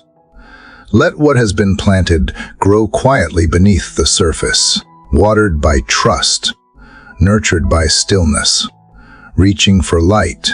Let this day flow like living water, Let it carry your mercy through every hour, saturating even the dry places. Let it rush over doubt with gentle force, reshaping the sharp edges of worry into softened curves of faith. Let it cleanse what clings from yesterday and make room for something new. Let the current of your spirit guide me, not toward business, but toward purpose, not toward perfection, but toward presence. And as I move through the hours ahead, may the rhythm of your love stay close, in traffic and conversation, in deadlines and interruptions. Let my heart remain anchored. Let the song of stillness stay just beneath the surface, humming gently behind the noise. Let me remember to pause not just when life demands it, but when grace invites it. Let the quiet I have found here be the undercurrent that steadies me when the waves rise high. Father, for those who have prayed these chapters alongside me, who have whispered their own longings in between mine, I thank you. Thank you for their courage to seek you, their faithfulness to show up, their honesty in the sacred space of mourning. You know each of their stories, every unseen ache and unspoken dream. Wrap them in the assurance that their voices matter to you, that no prayer is lost, that even their silence is heard. To those listening, thank you for walking this journey with me from the first stirrings of dawn to this final breath of prayer. You have given your time, your heart, and your spirit. You have dared to believe that meeting God in the quiet matters, and it does. It changes us slowly, deeply, gently. It roots us in truth, anchors us in peace, and pulls us toward a life more whole, more awake, more free. I invite you, friend, to share your reflections below. Let your words encourage others who may be seeking the same peace. Let your testimony be a light for someone still finding their voice. Whether it is a single sentence or a deep outpouring, your prayer matters. It becomes part of something greater, something sacred that moves among us. And if these prayers have stirred something in you, if they have brought comfort, strength, or clarity, please consider subscribing to this channel. Share this video with someone you love, someone who may need a gentle beginning to their day, someone who is waiting for hope to knock. Let this space remain a well for weary hearts, a lighthouse for those searching in fog. Return often. Return without pressure. Let this be a place you meet with God in whatever way you can, through words or through silence, through joy or through tears. Let your faith be sustained not by how strong it feels, but by how faithful you remain. One morning at a time, one breath at a time. And now, as the day fully awakens and the sky blushes with light, I leave this final word in the hush of dawn. May you step into this day with quiet confidence. May the wind at your back remind you that you are not alone. May the sun on your face be a gentle reminder that light always returns. And may the stream of grace continue to flow soft, steady, and unending through you and all you touch. Let the morning carry you like a river carries light. Let peace ripple behind your every step. Let your life be a prayer still unfolding, ever soft, ever strong, like the hush of wind through trees, or the first golden breath of sunrise upon still waters.